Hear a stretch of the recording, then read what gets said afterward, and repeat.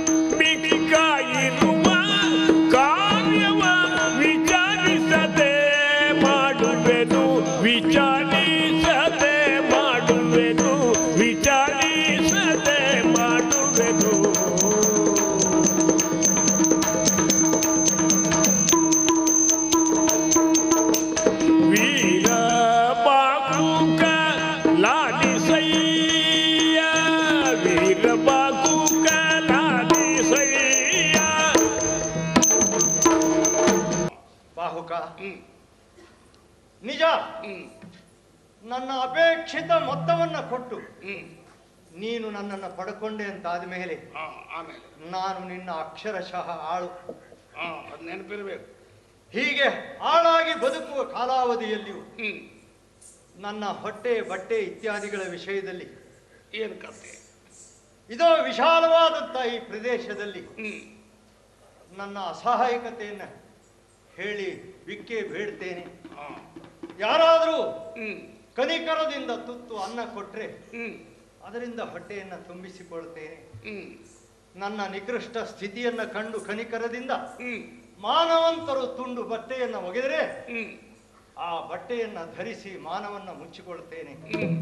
ಹೀಗೆ ಹೊಟ್ಟೆ ಬಟ್ಟೆಯ ವಿಷಯದಲ್ಲಿ ಪ್ರತ್ಯೇಕ ವ್ಯವಸ್ಥೆಯನ್ನು ನಾನು ಅರಸಿಕೊಂಡ್ರು ನಿನ್ನ ಆಳು ಎನ್ನುವಂತಹ ಭಾವನೆಯನ್ನು ನಾನು ಮರೆಯುವುದಿಲ್ಲ. ಬದುಕಿನಲ್ಲಿ ಅರಸನಾಗಿ ಬದುಕುವ ಕಾಲ ಕೆಲವು ಬರ್ತದೆ, ಆಳಾಗಿಯೂ ಬದುಕುವ ಕಾಲ ಬರ್ತದೆ. ವ್ಯಕ್ತಿ ಆ ಎರಡರ ಅನುಭವಗಳನ್ನು ಸದಾ ನೆನಪಿನಲ್ಲಿ ಇಟ್ಟುಕೊಳ್ಳಬೇಕು. ಆಳಾದಾಗ ಅರಸತ್ತಿಗೆಯನ್ನು ಮರೆತು, ಅರಸನಾದಾಗ ಆಹಳೆತನವನ್ನು ಮರೆತು ಬದುಕುವುದು ಮನುಷ್ಯತ್ವದ ಲಕ್ಷಣ ಅಲ್ಲ. ಹಾಗೆ ನಾನು ಯಾವ ಸ್ಥಿತಿಯಲ್ಲೇ ಇದ್ದರು ಹ್ಮ್ ವೀರಬಾಹುಕನ ಹ್ಮ್ ಆಳು ಹ್ಮ್ ವಿಕ್ರಯಿಸಲ್ಪಟ್ಟ ವಸ್ತು ಹ್ಮ್ ಈ ವಿಧೇಯತೆಯನ್ನ ಸದಾ ಕಾಪಾಡಿಕೊಳ್ಳುತ್ತೇನೆ. ಹ್ಮ್ ಹೀಗೆ ಹೊಟ್ಟೆ ಬಟ್ಟೆಗಳ ವಿಷಯದಲ್ಲಿ ಹ್ಮ್ ಪ್ರತ್ಯೇಕವಾದಂತಹ ಮಾರ್ಗವನ್ನು ಅರಸಿಕೊಂಡ್ರು ಹ್ಮ್ ನೀನು ಯಾವ ಕಾಲಕ್ಕೆ ಯಾವ ಸಂದರ್ಭಕ್ಕೆ ಹ್ಮ್ ಯಾವ ವಿಧವಾದಂತಹ ಕೆಲಸವನ್ನ ಹೇಳುತ್ತೀಯೋ ಹ್ಮ್ ಅದನ್ನು ಅಕ್ಷರಶಃ ಪಾಲಿಸಿಕೊಳ್ತೇನೆ. ಹ್ಮ್ ನನ್ನ ವೈಯಕ್ತಿಕ ಸುಖ ದುಃಖಗಳನ್ನಾಗಲಿ ಹ್ಮ್ ನನ್ನ ವೈಯಕ್ತಿಕ ಮಾನಸಿಕ ಏರಿಳಿತಗಳನ್ನೆಲ್ಲಾಗಲಿ ಗಣನೆಗೆ ತೆಗೆದುಕೊಳ್ಳದೆ ಹ್ಮ್ ನಿನ್ನ ಆಜ್ಞೆಯನ್ನ ಅಕ್ಷರಶಃ ಪಾಲಿಸುತ್ತೇನೆ ಬಾಹುಕ. ಹ್ಮ್ ಹೀಗೆ ನನ್ನ ಹ್ಮ್ ಮುಂದಿನ ಬದುಕಿನ ವಿಷಯದಲ್ಲಿ ನಿನ್ನ ಅನುಮಾನವನ್ನ ಹೀಗೆ ಸ್ಪಷ್ಟಗೊಳಿಸುತ್ತಾ ಇದ್ದೇನೆ. ನಿನ್ನ ಉಪಕಾರವನ್ನ ಜನ್ಮ ಜನ್ಮಾಂತರಕ್ಕೂ ನಾನು ಮರೆಯುವುದಿಲ್ಲ. ಹ್ಮ್ ಈ ದೇಹಕ್ಕೊಂದು ಸಾವಿನ ಸಂಸ್ಕಾರ ಬರುವ ತನಕ ಹ್ಮ್ ನಿನ್ನ ಅಡಿಯಾಳಾಗಿ ಬದುಕಿಕೊಂಡಿರ್ತೇನೆ ಬಾಹುಕ. ನಾನು ಮಾಡೋದು ವ್ಯಾಪಾರ, ಅದು ನೀನು ಪಡೆಯೋದು ಉಪಕಾರ. ಇದು ಒಳ್ಳೆ ಬುದ್ಧಿ ಇದ್ದ ಮಾತು. ಎನ್ನಲಾಗ ವೀರಬಾಹುಕನು ಎನ್ನಲಾಗ ವೀರಬಾಹುಕನು ಕೂಡ ಧನವೀಯ ನೃಪನೂತನಿಗೆ ತೋರಿದನು ಎನ್ನಲಾಗ ವೀರಬಾಹುಕನು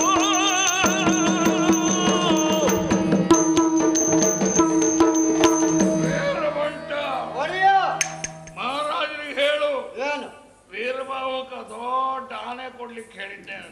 ಆಯ್ತು ಗಟ್ಟಿಯಾಳು ನೀ ಮೇಲೆ ಹತ್ತು. ಆನಿ ಮ್ಯಾಲೆ ನೋಡಿ. ಅವನಿಗೆ ನೆಲದ ಮೇಲೆ ಸರಿ ನಿಲ್ಲುವುದಕ್ಕಾಗುವುದಿಲ್ಲ. ಆನೆ ಮೇಲೆ ಏ ಕುಂಟು ಬಟ್ಟ ದೂರ ಮಾತಾಡ್ತಾರೆ. ಏ ನಾನು ಮೂಗನ ತನಕ ಕುಟ್ಟು ಲೆಕ್ಕ ತಪ್ಪಲ್ಲ ಕಣ. ಏ ಆನಿನಾಗ ನಾನು ಒಪ್ಪಲ್ಲ, ನಿನ್ನೂ ಒತ್ಕೊಂಡಂತೀನಿ ಬಾರ ಒಡೆಯ. ಕುಂಟ್ರಿಗೆ 8 ಬುದ್ಧಿ ಅಂತ. ಮತ್ತ ಅಲ್ಲ ಏನ್ ಮಾಡ್ಬೇಕು ಆಮೇಲೆ? ಕೈಯಲ್ಲಿ ಕವಡೆ ಹಿಡ್ಕೊಂಡೆ ಮೇಲೆ ಹತ್ತು. ಆಯ್ತು ಆ ಕವಡೆಯನ್ನ ಇದ್ದ ಶಕ್ತಿ ಎಲ್ಲ ಇಟ್ಟ ಮ್ಯಾಲ ಬೀಸ್ ಸುರಿರಿ ಹಣ. ಆಯ್ತು.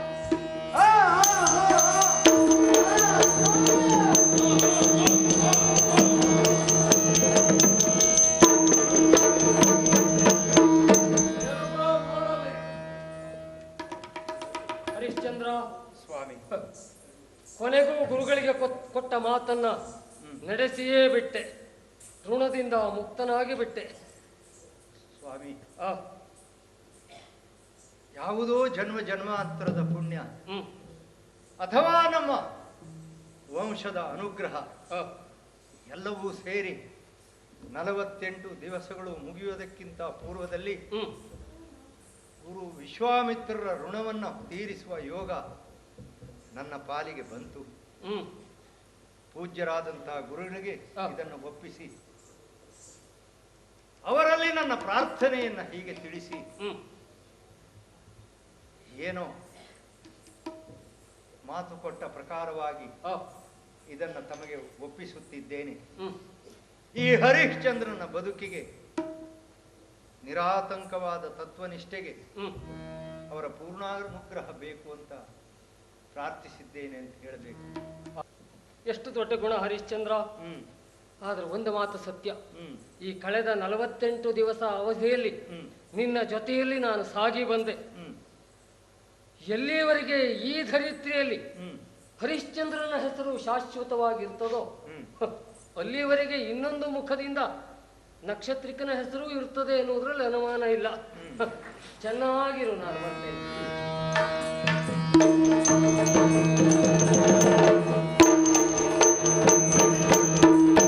ಪೊಡವಿಪತಿ ತೀರಿಸಲು ಋಣವನು ಪೊಡವಿಪತಿ ತೀರಿಸಲು ಋಣವನು ನುಡಿದ ಭೂಪದೊಳಗ ಬಾಹುಕ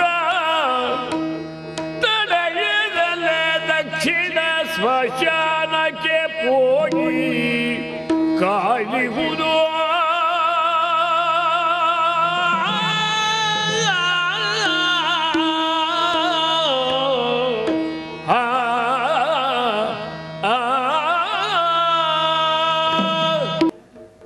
ಇದು ನಿನ್ನಗೆ ಕೊಡುವ ಕೆಲಸ ಮತ್ತೇನಲ್ಲ, ದಕ್ಷಿಣ ದಿಕ್ಕಿನ ಸ್ಮಶಾನದ ರಕ್ಷಣೆಯ ಕಾರ್ಯ. ಆದರೆ ಅಲ್ಲಿ ಹೋಗಿ ಕರ್ತವ್ಯವನ್ನು ನಿರ್ವಹಿಸುವ ನೀನು ಅಂತ ಗೊತ್ತಾಗಬೇಕಿದ್ರೆ ಅದಕ್ಕೊಂದು ಗುರುತು ಕ್ರಮ ಅಂತ ಇದೆ.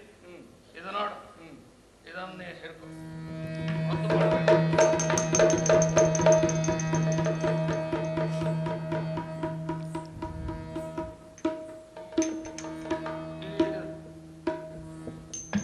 ನಿನ್ನ ಕೈಯಲ್ಲಿದ್ದರೆ ಸಾಕು. ಈ ಸ್ಮಶಾನ ರಕ್ಷಣೆ ಅಧಿಕಾರ ನಿನ್ನ ಕೈಯಲ್ಲಿದೆ ಅಂತ ಎಲ್ಲರಿಗೂ ಗೊತ್ತಾಗ್ತದೆ. ಹೀಗೆ ನಿನ್ನ ಕರ್ತವ್ಯ ಮಾಡುವಾಗ ಆ ಹೆಣ ಸುಡುವುದಕ್ಕೆ ಬಂದವರು ಹೆಣದ ಅಕ್ಕಿ ಅಂತ ಕೊಡ್ತಾರೆ, ಅದನ್ನು ಪಡೆದುಕೊಳ್ಬೇಕು. ಹೆಣಕ್ಕೊಂದು ವಸ್ತ್ರ ಮುಚ್ಚಿ ತರ್ತಾರೆ, ಅದನ್ನು ಹಿಡ್ಕೊಳ್ಬೇಕು. ಮತ್ತೆ ಕೆಲವು ಹಣ ಅಂತ ಕೊಡ್ತಾರೆ ಹೆಣದ ಜೊತೆಗೆ ಸುಡುವಾಗ, ಅದನ್ನು ಪಡಿಬೇಕು. ಇದಿಷ್ಟು ನಿನ್ನ ಕರ್ತವ್ಯ. ಹೇಳಿದೆಯಲ್ಲ, ಹೊಟ್ಟೆಗೇನು ಬಟ್ಟೆಗೇನು ಅಂತ ಕೇಳಿದ್ರೆ ತಿರಿದುಂಬುವ ಕಾರ್ಯದಲ್ಲಿ ತೊಡಗಿಕೊಳ್ಳುತ್ತೇನೆ ಎಂದು. ಈ ಕ್ಷಣದಿಂದ ಮುಂದೆ ಈ ಕ್ಷಣದಿಂದ ನೀನೀಗ ನೀನಲ್ಲ, ವೀರಭಾವುಕನಾಳು. ಯಾವ್ಯಾವ ಕಾಲದಲ್ಲಿ ಏನೇನೆಲ್ಲ ವ್ಯಾಪಾರದಲ್ಲಿ ಏನೇನೆಲ್ಲ ಕೊಟ್ಟುಕೊಂಡಿದ್ದಾರೋ ಈ ಕಾಲದ ವ್ಯಾಪಾರದಲ್ಲಿ ನೀ ನನ್ನಾಳು. ಈ ನನ್ನಾಳಾದ ಮೇಲೆ ಯಾರ್ದೋ ಮನೆ ಭಿಕ್ಷೆ ಬೇಡಿದ್ರೆ ನನ್ನ ಮರ್ಯಾದೆ ಹೋಗ್ತದೆ. ಆದ್ರಿಂದ ನೀ ಭಿಕ್ಷೆ ಬೇಡಲಿಕ್ಕೆ ಹೋಗಬಾರ್ದು, ಯಾರಲ್ಲಿಯೋ ಬಟ್ಟೆ ಕೇಳಬಾರ್ದು. ನನ್ನ ಮರ್ಯಾದೆ ಪ್ರಶ್ನೆ ಅದು. ಹಾಗಂತ ನಿನಗೆ ಬಟ್ಟೆಗೋ ಹೊಟ್ಟೆಗೋ ಬೇಡ ಅಂತಲ್ಲ ನಾನು ಹೇಳೋದು. ಆ ಹೆಣದ ಜೊತೆ ಕೊಡುವ ಅಕ್ಕಿ ಉಂಟಲ್ಲ, ಬೇಯಿಸಿ ತಿನ್ನು ಹೊಟ್ಟೆ ತುಂಬ, ಗೊತ್ತಾಯ್ತಾ? ಹೆಣಕ್ಕೆ ಮುಚ್ಚು ವಸ್ತ್ರ ಉಂಟಲ್ಲ, ನೀನು ಅದು ನಿನ್ನ ಮಾನ ಮುಚ್ಚುವುದಕ್ಕೆ ಬಳಸ್ಕೋ. ಆಮೇಲೆ ಉಂಟಲ್ಲ ಹಣ, ಅದು ಮಾತ್ರ ಬಿಡಿ ಕಾಸು ವಂಚನೆ ಇಲ್ಲದೆ ನನಗೊಪ್ಪಿಸ ತಕ್ಕಾತು. ವಂಚನೆ ಮಾಡಿದರೆ ವೀರಭಾವುಕ ನಡ ದಕ್ಷಿಣ ದಿಕ್ಕಿನ ಸ್ಮಶಾನಕ್ಕೆ.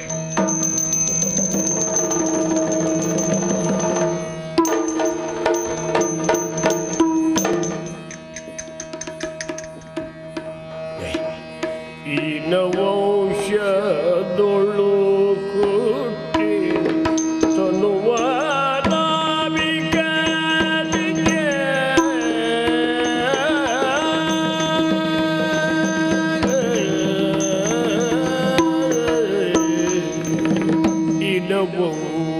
ನವೌಷಧೊಳು ಕುಟ್ಟಿ ತನುವ ನಾವಿಕನಿಗೆ ಧನಕೀವ ಕಾಲ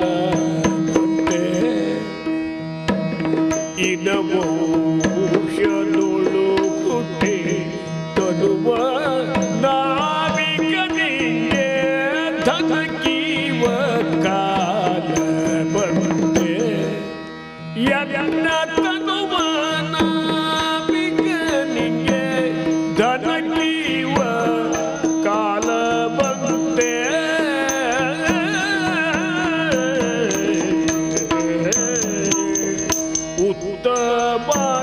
ಉತ್ತಮರೊಳಗಿದ್ದು ಕೊಂಡುಕೊಳ್ಳುವರಿಲ್ಲ,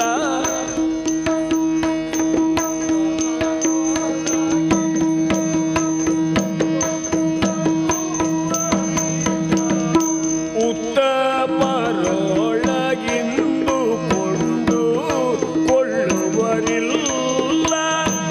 ಮತ್ತೆ ನೋಡಲಿ ಎನ್ನನು ಉತ್ತಮರೊಳಗಿಂದು ಕೊಂಡುಕೊಳ್ಳುವರಿಲ್ಲ. ಮತ್ತೆ ನೋಡಲಿ ಎನ್ನನು.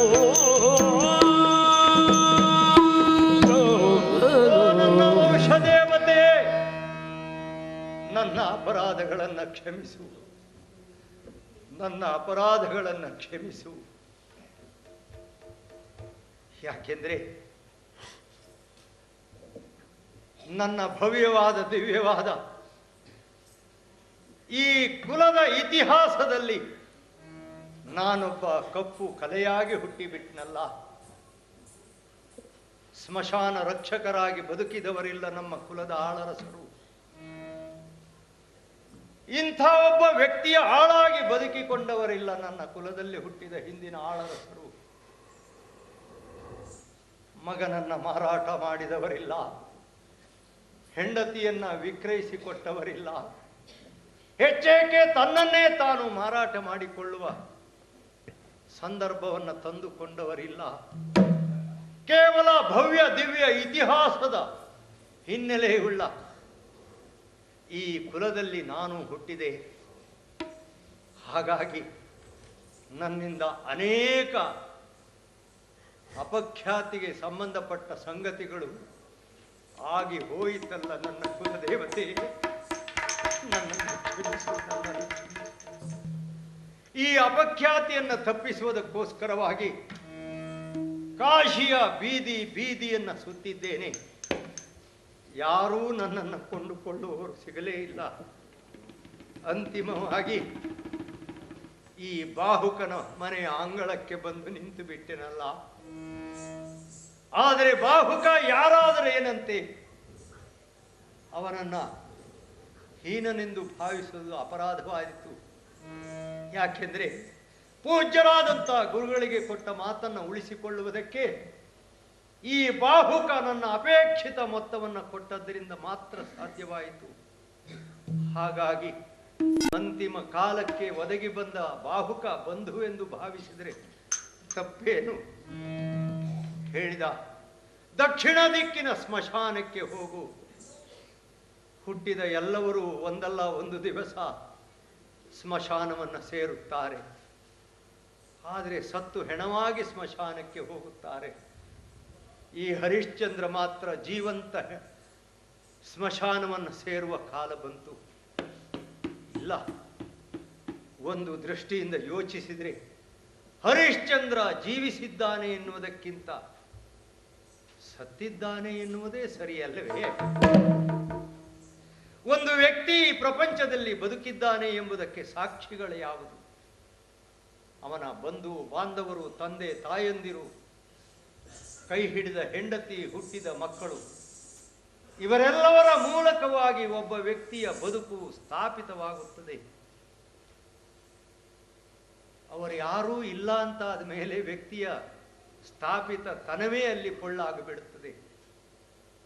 ಹರಿಶ್ಚಂದ್ರನಿಗೆ ಕೋಟಿ ಕೋಟಿ ಪ್ರಜೆಗಳಿದ್ದರೂ ಇಲ್ಲವಾಗಿ ಹೋದರು. ಬಂಧು ಬಾಂಧವ ಬಳಗವೆಲ್ಲ ಕಣ್ಮರೆಯಾಗಿ ಹೋಯಿತು. ಕೈ ಹಿಡಿದ ಹೆಂಡತಿಯನ್ನ ಕೈಯಾರೆ ಕಳೆದುಕೊಂಡೆ. ಹುಟ್ಟಿದ ಮಗನನ್ನ ಕೈಯಾರೆ ಎತ್ತಿ ಮತ್ತೊಬ್ಬನಿಗೆ ಮಾರಾಟ ಮಾಡಿಬಿಟ್ಟೆ. ಕೊನೆಯ ಪಕ್ಷ ನನ್ನದು ಎನ್ನುವ ದೇಹ ಒಂದಿತ್ತು, ಅದನ್ನೂ ವಿಕ್ರಯಿಸಿಬಿಟ್ಟೆ. ಇಲ್ಲಿ ಹರಿಶ್ಚಂದ್ರನದು ಅನ್ನುವುದಕ್ಕೆ ಎಲ್ಲಿ ಏನಿದೆ ಎನ್ನುವುದು ಎಲ್ಲಿಯೂ ಗೊತ್ತೇ ಆಗುವುದಿಲ್ಲ. ಹಾಗಾಗಿ ಯಾವ ಕಾಲಕ್ಕೆ ಒಂದು ವ್ಯಕ್ತಿಯ ಎಲ್ಲವೂ ನಾಶವಾಗುತ್ತದೋ ಅದು ಸಾವಿನ ಕಾಲದಲ್ಲಿ ಮಾತ್ರ ಅನ್ನುವಾಗ ಈ ಹರಿಶ್ಚಂದ್ರ ಬದುಕಿದ್ದಾನೆ ಎನ್ನುವುದಕ್ಕಿಂತ ಸತ್ತಿದ್ದಾನೆ ಎನ್ನುವುದೇ ಸತ್ಯ ಅಲ್ಲವೇ?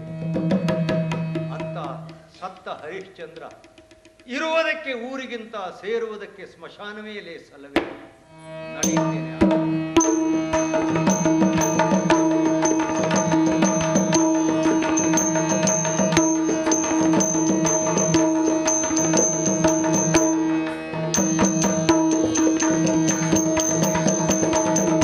ಧರಣಿ ಬದಿ ಕೇಳಿತ್ತಲಾಲಿಸು, ಧರಣಿಗೆ ಬರಲು ಸೇವೆಯೊಳಗ ಸೊತಿಸುತ್ತರು ಬಲು ಕಷ್ಟದಲ್ಲಿ ಮಡುಗಿ ಗದ್ಗದ ಸ್ವರದಿ ಬಾಯಿ ಬಿಟ್ಟಳುತ್ತ ಬೇಡಿದನು, ಲಾಲಿಸಿ ಕೇಳಮ್ಮ ನಾನು,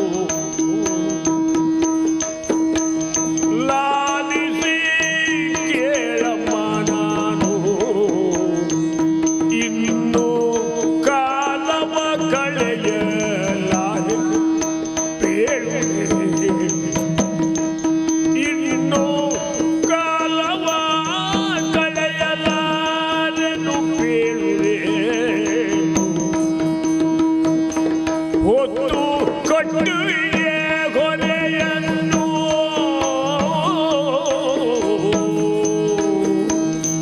ಅಪ್ಪ, ಹೊತ್ತು ಕಟ್ಟಿಗೆ ಹೊರೆಯನ್ನು ಉರಿಗಟ್ಟಿ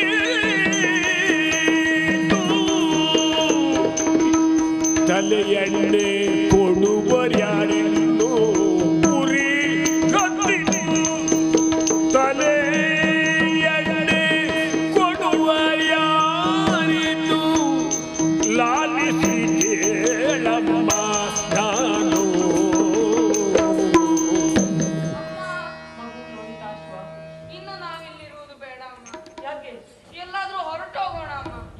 ಮಗನೇ, ಏನಾಯ್ತು ನಿನಗೆ? ಯಾಕೆ ಅಂದ್ರೆ ದಿನವೂ ನಾನು ಕಾಡಿಗೆ ಹೋಗ್ತೇನಲ್ಲ ಕಟ್ಟಿಗೆ ತರಲಿಕ್ಕೆ. ಹೌದು, ಕಟ್ಟಿಗೆಯನ್ನ ಹೊತ್ತು ಹೊತ್ತು ನನ್ನ ತಲೆ ಪೂರ್ತಿ ನೋಯ್ತಾ ಇದೆ ಅಮ್ಮ. ಈ ಬ್ರಾಹ್ಮಣರ ಮನೆಯಲ್ಲಿ ತಲೆ ನೋಯ್ತಾ ಇದೆ, ಒಂದು ಸ್ವಲ್ಪ ಎಣ್ಣೆಯನ್ನು ಕೊಡಿ ಅಂದ್ರೆ ಇವರು ಕೊಡುವುದಿಲ್ಲ ಅಮ್ಮ. ಅಯ್ಯೋ ಏನು ಮಾಡ್ಲಿ ಅಮ್ಮ ನಾನು? ಮಗನೇ, ಅಮ್ಮ ನಾವು ಇಲ್ಲಿಂದ ಹೋಗ್ಬಿಡುವ ಅಮ್ಮ. ಯಾವ ಕೆಲಸ ಮಾಡಿದ್ರು ಸರಿಯಾಗಿಲ್ಲ ಸರಿಯಾಗಿಲ್ಲ ಅಂತ ಹೇಳ್ತಾರೆ.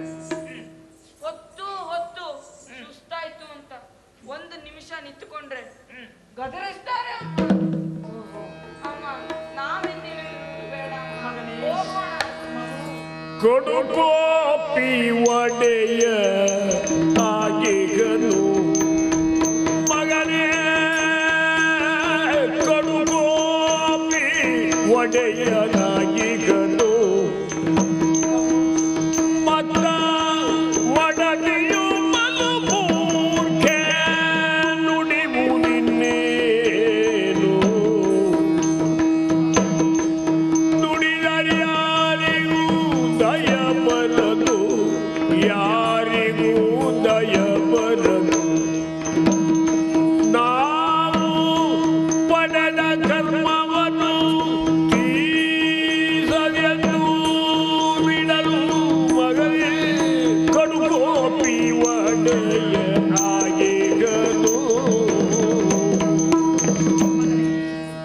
ನೀನು ಕಷ್ಟಪಡುವುದನ್ನು ಕಂಡಾಗ ಹೆತ್ತೊಡಲಿಗೆ ಸಂಕಟವಾಗ್ತಾ ಇದೆ ಮಗನೇ. ಆದರೆ ಏನು ಮಾಡಲಿ, ಅದನ್ನು ನೋಡುತ್ತಾ ಅಸಹಾಯಕಳಂತೆ ನಾನು ಇರಬೇಕೇ ವಿನಃ ಮತ್ತೇನನ್ನೂ ಮಾಡುವುದಕ್ಕೆ ಸಾಧ್ಯ ಇಲ್ಲ. ಕಷ್ಟ ಆಯಿತು ಅಂತ ನನ್ನಲ್ಲಿ ಹೇಳಿದ್ರೆ ನಾನು ಏನು ಮಾಡಲಿ ಹೇಳು? ನನಗಾಗಲಿ ನಿನಗಾಗಲಿ ಇಲ್ಲಿ ಸ್ವಾತಂತ್ರ್ಯ ಎಲ್ಲಿದೆ ಮಗನೇ? ಹಣಕ್ಕಾಗಿ ನಮ್ಮನ್ನಿಲ್ಲಿ ಮಾರಾಟ ಮಾಡಿದ್ದಾರೆ. ಹಾಗಾಗಿ ಗಾಣದೆತ್ತಿನಂತೆ ನಾವು ದುಡಿಯಬೇಕಾದ್ದು ಅನಿವಾರ್ಯ ಮಗು. ನಮ್ಮ ಹಣೆಯಲ್ಲಿ ವಿಧಿ ಬರೆದಿದ್ದೇ ಇಷ್ಟು, ಅನುಭವಿಸಬೇಕಲ್ಲ. ನಾವು ಕೆಲಸ ಮಾಡುವುದಿಲ್ಲ ಅಂತ ಕುಳಿತುಕೊಂಡ್ರೆ ಮನೆಯೊಡೆಯನಿಗೆ ಕೋಪ ಬರ್ತದೆ. ಅವರು ನಿಷ್ಕರುಣಿಗಳು. ಇನ್ನು ಮನೆಯೊಡತಿ ಅವಳಿಗೆ ಮನುಷ್ಯತ್ವವೇ ಇಲ್ಲ. ಅಂದಮೇಲೆ ನಾನು ಏನು ಮಾಡ್ಲ ಮಗನೇ? ಏನ್ ಮಾಡ್ಲಿ ಹೇಳು? ಎದ್ದಿನಂದದಿ ಮುನಿ ಒಟುವೆ, ಎದ್ದಿನಂದದಿ ಮುನಿ ಒಟುಗಳ ಉದಯಲಿ ಬಂದು ವಿಪ್ರಮನೆಗೆ ಇದ್ದೇಕೆ ಹೇಳಲಲ್ಲಯೋ ದಾಸಿ ಕತ್ತನೆ ಮಾಡೆದುಂಡ.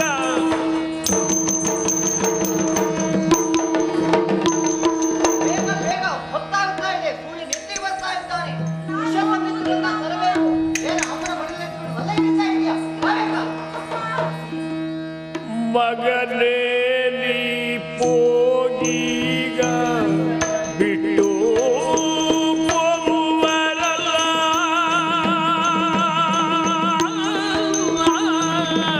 ಮಗನೇ ನೀ ಪೋಗೀಗ ಬಿಟ್ಟು ಹೋಗುವರಲ್ಲ, ಮುನಿವಟುಗಳು ನಿನ್ನನಿಂದು ಬಿಟ್ಟು ಹೋಗುವರಲ್ಲ, ಮುನಿವಟುಗಳು ನಿನ್ನನಿಂದು.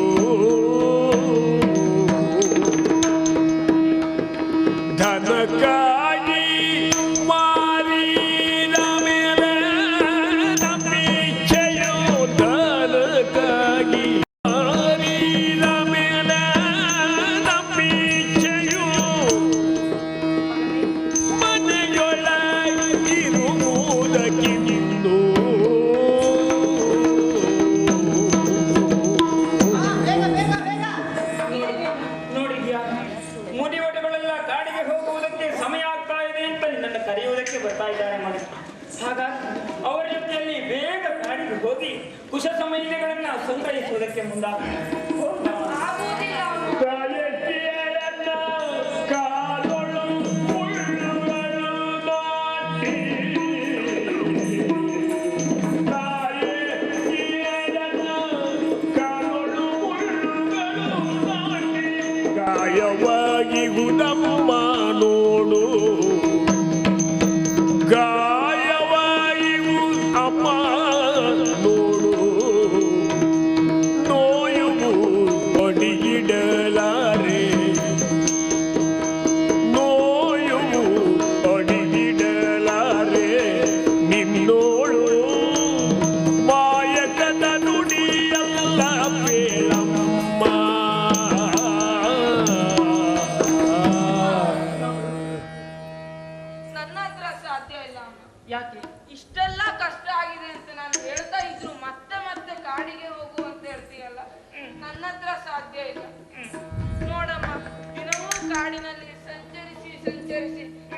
ನನಗೆ ಗಾಯವಾಗಿ ಬಿಟ್ಟಿದೆ ಅಮ್ಮ.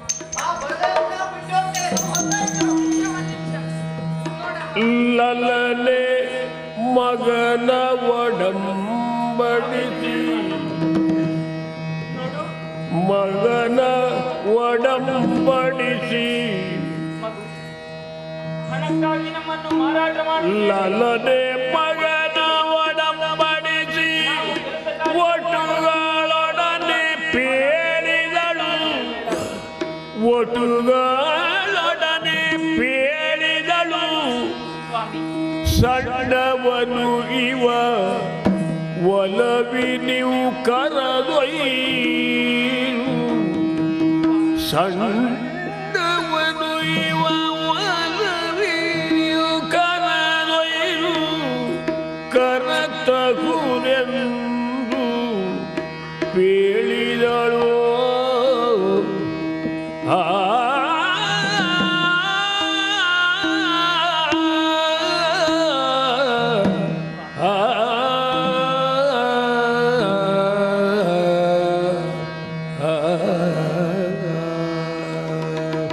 ನನ್ನ ಮಗನಿಗೆ ಖಂಡಿತ ಇದೆಲ್ಲ ಅಭ್ಯಾಸ ಇಲ್ಲ.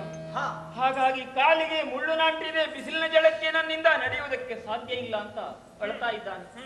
ಆದ್ರೂ ಅವನನ್ನು ಒಪ್ಪಿಸಿದ್ದೇನೆ ಸ್ವಾಮಿ. ಇದು ನನ್ನ ಮಗನನ್ನ ನಿಮ್ಮ ಕೈಯಲ್ಲಿ ಇಡ್ತಾ ಇದ್ದೇನೆ. ಅವನಿಗೆ ಯಾವುದೇ ರೀತಿಯ ಸಂಕಟ ಆಗದೇ ಇರುವ ಹಾಗೆ ಅವನನ್ನು ಕರೆದುಕೊಂಡು ಹೋಗಿ ಕರೆದುಕೊಂಡು ಅಮ್ಮ, ಇವತ್ತು ಒಂದ್ ದಿವಸ ನೀನು ಮಾಡಿಲ್ಲ. ಇಲ್ಲ ಮಗನೇ. ಹೋಗಿ ಬಾ. ಅಮ್ಮ, ನೋಡು, ಇಲ್ಲದಿದ್ರೆ ಮನೆಯವರಿಗೆ ಕೋಪ ಬರ್ತದೆ.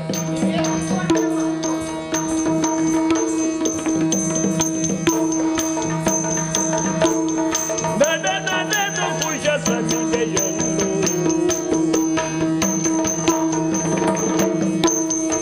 ನಡೆದು ಕುಶ ಸವಿದೆ ಕೊಯ್ಯುತ್ತಿರಲ ಸ್ಥಳದಿ ನಡೆದ ಸಂಗತಿಯಲ್ಲಿ ತೊಡಿಮೆ ಒಂದೊಂದು ಹುತ್ತವನ್ನೇರಿ ಒಂದೊಂದು ಹುತ್ತವನ್ನೇರಿ ಬಾಲಕನು ಕುಶ ಸವಿದೆ ಕೊಯ್ಯುತ್ತಿರಲಾಗ ಘೋರ ಸರ್ಪವು ಕಡಿದು ಜೀವಿತಲಿ ನೀರಿಗೆ ಹರಿಬಿದ್ದನು ಇರಲಾಗ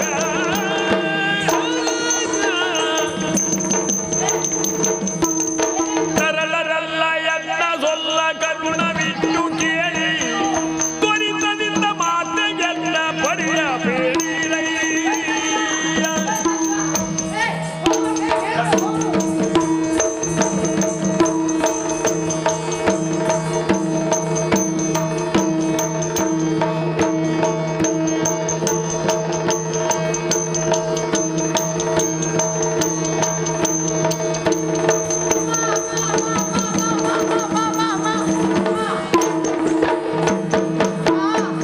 ಏನ್ ಸ್ವಾಮಿ, ನನ್ನ ಮಗ ಲೋಹಿತಾಶ್ವರ ಜೊತೆಯಲ್ಲಿ ಕಾಡಿಗೆ ಹೋದವರಲ್ಲ?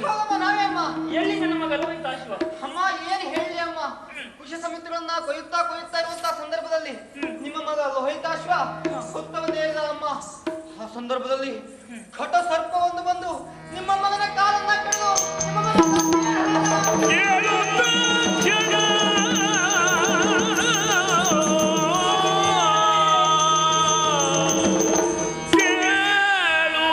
ಕ್ಷಣ ತರುಣಿ ಕೋಡಿಡುತ್ತ ಮೂರ್ಛಿತಳಾಗಿ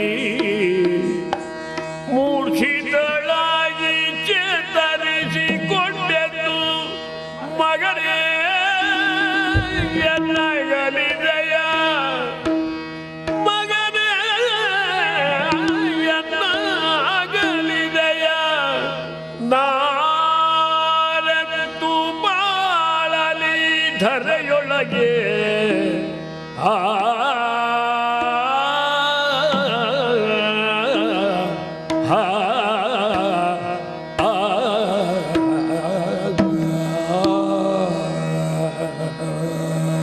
ಮಗನೇ ಲೋಹಿತಾಶ್ವ, ನಿಜಾರ್ಥದಲ್ಲಿಯೂ ನಾನಿಂದು ಸತ್ತೆ ಮಗನೇ, ನಾನಿಂದು ಸತ್ತೆ. ನನ್ನ ಜೀವನಕ್ಕೆ ಇನ್ನು ಏನು ಅರ್ಥ ಉಳಿಯಿತು ಮಗು? ನಿನ್ನನ್ನು ಕಳೆದುಕೊಂಡ ಮೇಲೆ ಜೀವನದ ಎಲ್ಲ ಕಷ್ಟಗಳನ್ನು ನಿನ್ನ ಮುಖವನ್ನು ನೋಡಿ ಮರೆತಿದ್ದೆ ಮಗನೇ. ಸಿರಿ ಹೋದ ಮರುಕವನ್ನು, ನೆಲೆಗಟ್ಟ ಚಿಂತೆಯನ್ನು ಪರದೇಶಿಗಳಂತೆ ಅನ್ಯರ ಆಳಾಗಿ ದುಡಿಯುವಂತಹ ಕಷ್ಟವನ್ನು, ಪತಿಯನ್ನಗಲಿದ ದುಃಖವನ್ನು, ನಿನ್ನ ಮುಖವನ್ನು ನೋಡಿ ಮರೆತಿದ್ದೆ ಮಗನೇ. ಇನ್ನು ಹೇಗೆ ಬದುಕಲಿ ಹೇಳು? ಯಾವ ಜನ್ಮದಲ್ಲಿ ಯಾವ ತಾಯಿಯ ಮಗನಿಗೆ ವಿಷವಿಕ್ಕಿಕೊಂಡೆ ಎನ್ನುವ ಕಾರಣಕ್ಕಾಗಿ ನನಗೆ ಈ ಶಿಕ್ಷೆ? ನಿನ್ನನ್ನು ಕಳೆದುಕೊಂಡು ನಾನು ಹೇಗೆ ಬದುಕಲಿ? ಅಮ್ಮ, ಹೋಗುವುದಿಲ್ಲ ಕಾಡಿಗೆ, ಹೋಗುವುದಿಲ್ಲ ಅಂತ ನೀನು ಗೋಗರೆದಾಗ ನಿರ್ದಯಳಂತೆ ನಿನ್ನನ್ನು ಕಾಡಿಗೆ ಅಟ್ಟು ಬಿಟ್ಟೆ ಮಗನೇ. ಒಂದು ದೃಷ್ಟಿಯಿಂದ ನಾನೇ ನನ್ನ ಕೈಯಾರೆ ನಿನ್ನನ್ನು ಕೊಂದು ಬಿಟ್ಟೆ ಮಗನೇ, ಕೊಂದು ಬಿಟ್ಟೆ. ಆದ್ರೆ ನನಗೆ ಅವತ್ತು ಕಾಡಿಗೆ ಕಳುಹುವುದು ಅನಿವಾರ್ಯವಾಯಿತು ಮಗನೇ. ಮನೆಯೊಡೆಯ ನಿನ್ನನ್ನು ದಂಡಿಸುತ್ತಾನೆ, ಅದನ್ನು ನನ್ನ ಕಣ್ಣುಗಳಿಂದ ನೋಡುವುದಕ್ಕೆ ಸಾಧ್ಯ ಇಲ್ಲ ಎಂಬ ಕಾರಣಕ್ಕಾಗಿ ನಿನ್ನನ್ನು ಕಾಡಿಗೆ ಕಳುಹಿದೆ ಮಗು. ಈಗ ಅರ್ಥ ಆಯಿತು. ನಿನ್ನನ್ನು ಕಳುಹಿದ್ದು ಕಾಡಿಗಲ್ಲ ಮಗನೇ, ಬದಲಾಗಿ ಮೃತ್ಯುವಿನ ಮಂದಿರಕ್ಕೆ ಮಗನೇ. ಹೇಗೆ ಈ ಪುತ್ರ ಶೋಕವನ್ನು ಸಹಿಸಿಕೊಳ್ಳಲಿ? ನನ್ನ ಕಷ್ಟವನ್ನು ನೋಡು ಮಗನೇ. ಹಡೆದ ಮಗ ಸತ್ತಾಗ ಮಗನಿಗಾಗಿ ಒಂದು ಕ್ಷಣ ದುಃಖಿಸುತ್ತಾ ಕುಳಿತುಕೊಳ್ಳುವುದಕ್ಕೂ ನನಗೆ ಸ್ವಾತಂತ್ರ್ಯ ಇಲ್ಲ. ಮಡಿದ ಮಗನ ಹೆಣವನ್ನು ನೋಡುವುದಕ್ಕೆ ಬರುವುದಕ್ಕೆ ಒಡೆಯನ ಅಪ್ಪಣೆ ಬೇಕು. ಆಗಲಿ ಮಗನೇ. ಒಡವಿಯ ನಿರ್ಜನಲಾಲಿ ಅಡವಿಯ ಪೋಗಿಗ ಮಾಲಗೆ ಗಡಿಯಲು ಸ್ವಲ್ಪ ಓಟದಿ ಮಡಿರಿ ಬಲಂತೆ. ನಿಮ್ಮ ಮನೆಯಲ್ಲಿ ಆಳಾಗಿ ದುಡಿಯುತ್ತಿರುವ ಯಾವುದೇ ಸಂದರ್ಭದಲ್ಲಿ ಕಣ್ಣೀರು ಕರೆಯುತ್ತಾ ನಿಮ್ಮ ಕಾಲಿಗೆ ವಂದಿಸಿದವಳಲ್ಲ, ಬೇಡಿಕೆ ನೆಟ್ಟವಳಲ್ಲ. ಕೆಲಸ ತಪ್ಪಿಸಿಕೊಳ್ಳುವ ಆಲೋಚನೆಯ? ಹಾಗಲ್ಲ ಸ್ವಾಮಿ, ಮತ್ತೆ ನನ್ನದು ಒಂದು ಸಣ್ಣ ಬೇಡಿಕೆ, ಅದನ್ನು ಈಡೇರಿಸಿಕೊಡಬೇಕು. ಏನು? ನನ್ನ ಮಗ ಲೋಹಿತಾಶ್ವ ಎಂದಿನಂತೆ ಕುಶಲಮೀನೆಯನ್ನು ಸಂಗ್ರಹಿಸುವುದಕ್ಕಾಗಿ ಕಾಡಿಗೆದ್ದು ಹೋದವ.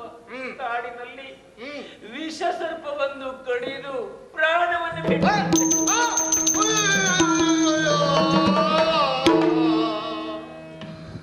ಹೋಯ್ತಾ? ನಂದು 20,000 ಹೋಯ್ತಾ? ಹೌದು ಸ್ವಾಮಿ, ನನಗೆ ನನ್ನ ಮಗ ಮಡಿದ ಅಂತ ದುಃಖ, ನಿಮಗೆ ನಿಮ್ಮ ಹಣ ಹೋಯಿತು ಅಂತ ದುಃಖ. ಹಣವನ್ನು ಕಳೆದುಕೊಂಡ್ರೆ ಮತ್ತೆ ಗಳಿಸಬಹುದು, ಮಡಿದ ಮಗನ ಪ್ರಾಣವನ್ನು ಮತ್ತೆ ಪಡೆಯುವುದಕ್ಕೆ ಸಾಧ್ಯ ಇದೆಯೇ ಸ್ವಾಮಿ? ಯೋಚಿಸಬೇಡಿ. 1ಕ್ಕೆ 2ರಷ್ಟು ಪ್ರತಿನಿತ್ಯ ದುಡಿದು ನಿಮ್ಮ ಸಾಲವನ್ನು ತೀರಿಸ್ತೇನೆ. ಸ್ವಾಮಿ, ನಾನು ಕಾಡಿಗೆ ಹೋಗಿ ಮಗನ ಹೆಣಕ್ಕೊಂದು ಅಂತ್ಯ ಸಂಸ್ಕಾರವನ್ನು ಮಾಡಿ ಬರ್ತೇನೆ. ಹೋಗುವುದಕ್ಕೆ ಅಪ್ಪಣೆ ಕೊಡಿ. ಕಾಡಿಗೆ? ಹೌದು. ಈ ಹೊತ್ತಿನಲ್ಲಿ? ಹೌದು. ನೀನ್ ಕಾಡಿಗೆ ಹೋದ್ರೆ ಇಲ್ಲಿ ಮನೆ ಕೆಲಸ ಮಾಡುವವರು ಯಾರು? ನಾಳೆ ಬಂದುಕೊಂಡು ಮಾಡ್ತೇನೆ ಸ್ವಾಮಿ. ಇವತ್ತಿನ ಕೆಲಸ ಮಾಡುವವರು ಯಾರು? ಸ್ವಾಮಿ, ಇವತ್ತಿನ ಕೆಲಸವನ್ನು ಹೇಗೆ ಮಾಡಲಿ ಹೇಳಿ? ಕತ್ತಲೆ ಆಗ್ತಾ ಇದೆ. ನನ್ನ ಮಗ ಲೋಹಿತಾಶ್ವ ಹೆಣವಾಗಿ ಕಾಡಿನಲ್ಲಿ ಉರುಳಿತಾನೆ. ನಾನಿನ್ನೂ ತಡ ಮಾಡಿದೆ ಅಂತಾದ್ರೆ ಯಾವುದಾದ್ರೂ ಪ್ರಾಣಿಗಳು ನನ್ನ ಮಗನ ಹೆಣವನ್ನು ತಿನ್ಲಿಕ್ಕಿಲ್ವೇ? ನೋಡಿ, ನನ್ನನ್ನು ಕಳುಹಿ ಕೊಡಿ. ದಾಸಿಯಾದ ನಿನಗೆ ಮಗ ಮತ್ತೆ ಸಂಬಂಧ ಎಲ್ಲ ಇರಬಹುದು, ನಮಗೆ ಯಾವ ಸಂಬಂಧವೂ ಇಲ್ಲ. ನಿನ್ನನ್ನು ಕ್ರಯ ಕೊಟ್ಟು ಕೊಂಡುಕೊಂಡದ್ದು ನನ್ನ ಮನೆ ಕೆಲಸಕ್ಕೆ. ಮೊದಲು ನನ್ನ ಮನೆ ಕೆಲಸ ಆಗಲಿ, ಆಮೇಲೆ ಬೇಕಾದ್ರೂ ಹೋಗು.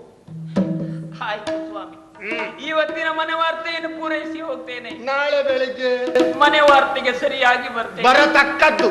ಹೋಗಿ ಬರ್ತೇನೆ.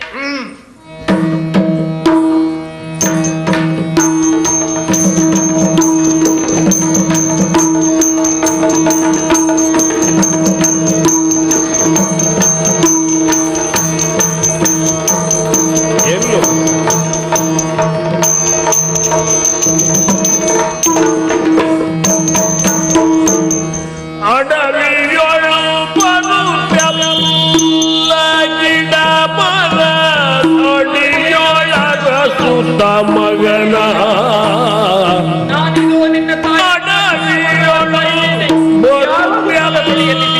ಗಿಡ ಮರ ಅಡಿಯೋ ಅರಸುತ್ತ ಮಗನ ತಡವರಿಸಿ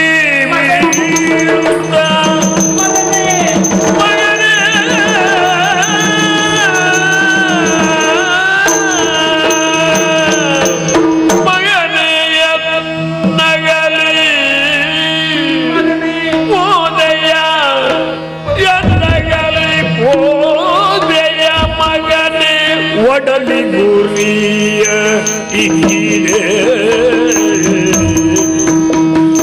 ಕಲ್ಲ ಒಡಲಿ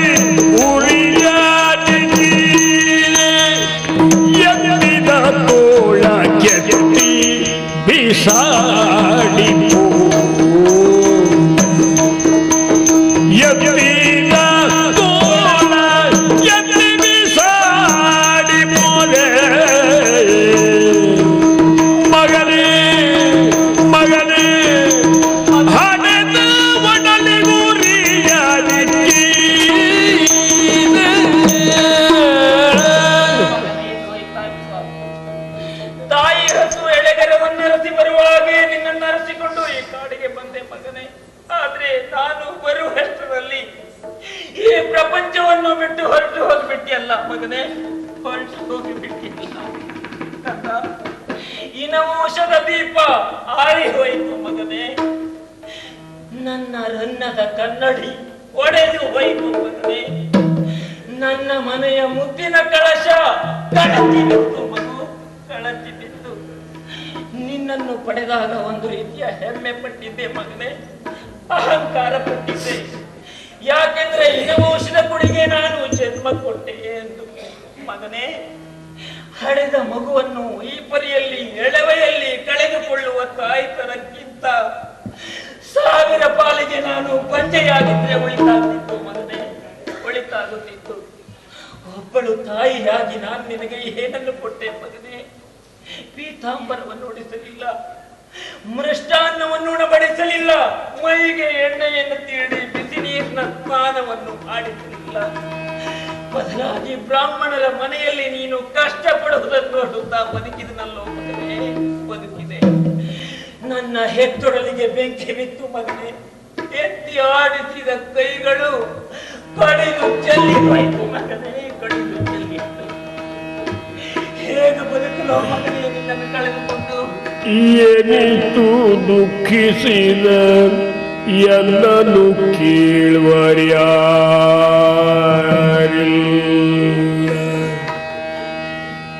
ಏನಿತು ದುಃಖಿಸಿದರೆಲ್ಲನು ಕೇಳುವರ್ಯಾರಿಲ್ಲ, ಕೇಳುವರ್ಯಾರಿಲ್ಲ. ಇನಿತು ಮಾಡಿತು ದೈವ ತನಗೆಂದು ಮಗನ ಶವವನ್ನು ತನ್ನ ಪೆಗಲ ಮೇಲೇರಿಸುತ್ತ. ನಾನು ಎಷ್ಟೇ ದುಃಖಿಸಿದರೂ ಇದು ಅರಣ್ಯ ರೋದನವೇ ವಿನಃ ಈ ದುಃಖಕ್ಕೆ ಇನಿತು ಮಾಡಿತು ದೈವ ತನಗೆಂದು ಏನು ಮಾಡಲಿ? ಮಗನ ಶವವನ್ನು ತನ್ನ ಪೆಗಲ ಮೇಲೆ ಪರವಾರ್ತೆಗಾಗಿ ಬ್ರಾಹ್ಮಣರ ಮನೆಗೆ ಹೋಗಬೇಕು. ಹಾಗಾಗಿ ನಿನ್ನ ಹೆಣವನ್ನು ಹೆಗಲಲ್ಲಿ ಹೊತ್ತು ಸ್ಮಶಾನ ಯಾತ್ರೆಗಾಗಿ ಕೊಂಡೊಯ್ಯುತ್ತೇನೆ. ಶವವನ್ನು ತನ್ನ ಪೆಗಲ ಮೇಲೊಂದು ಪೊರೆಗಳ ಸ್ಮಶಾನದೆಡೆಗೆ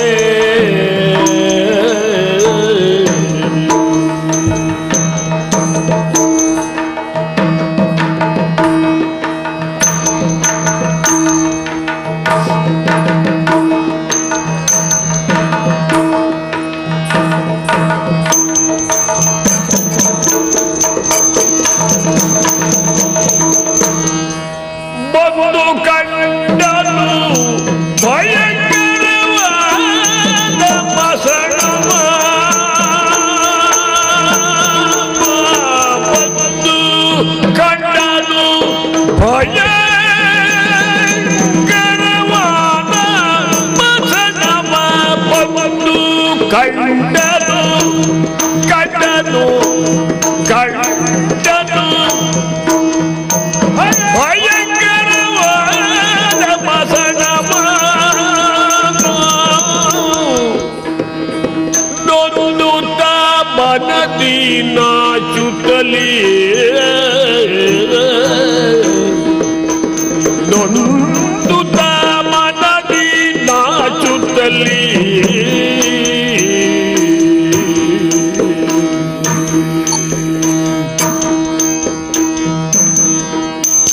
ಕುಂದು ಕೆಲಸ ಆಲರಾಗಲಿ, ಕುಂದು ಕೆಲಸ ಆಲರಾಗಲಿ.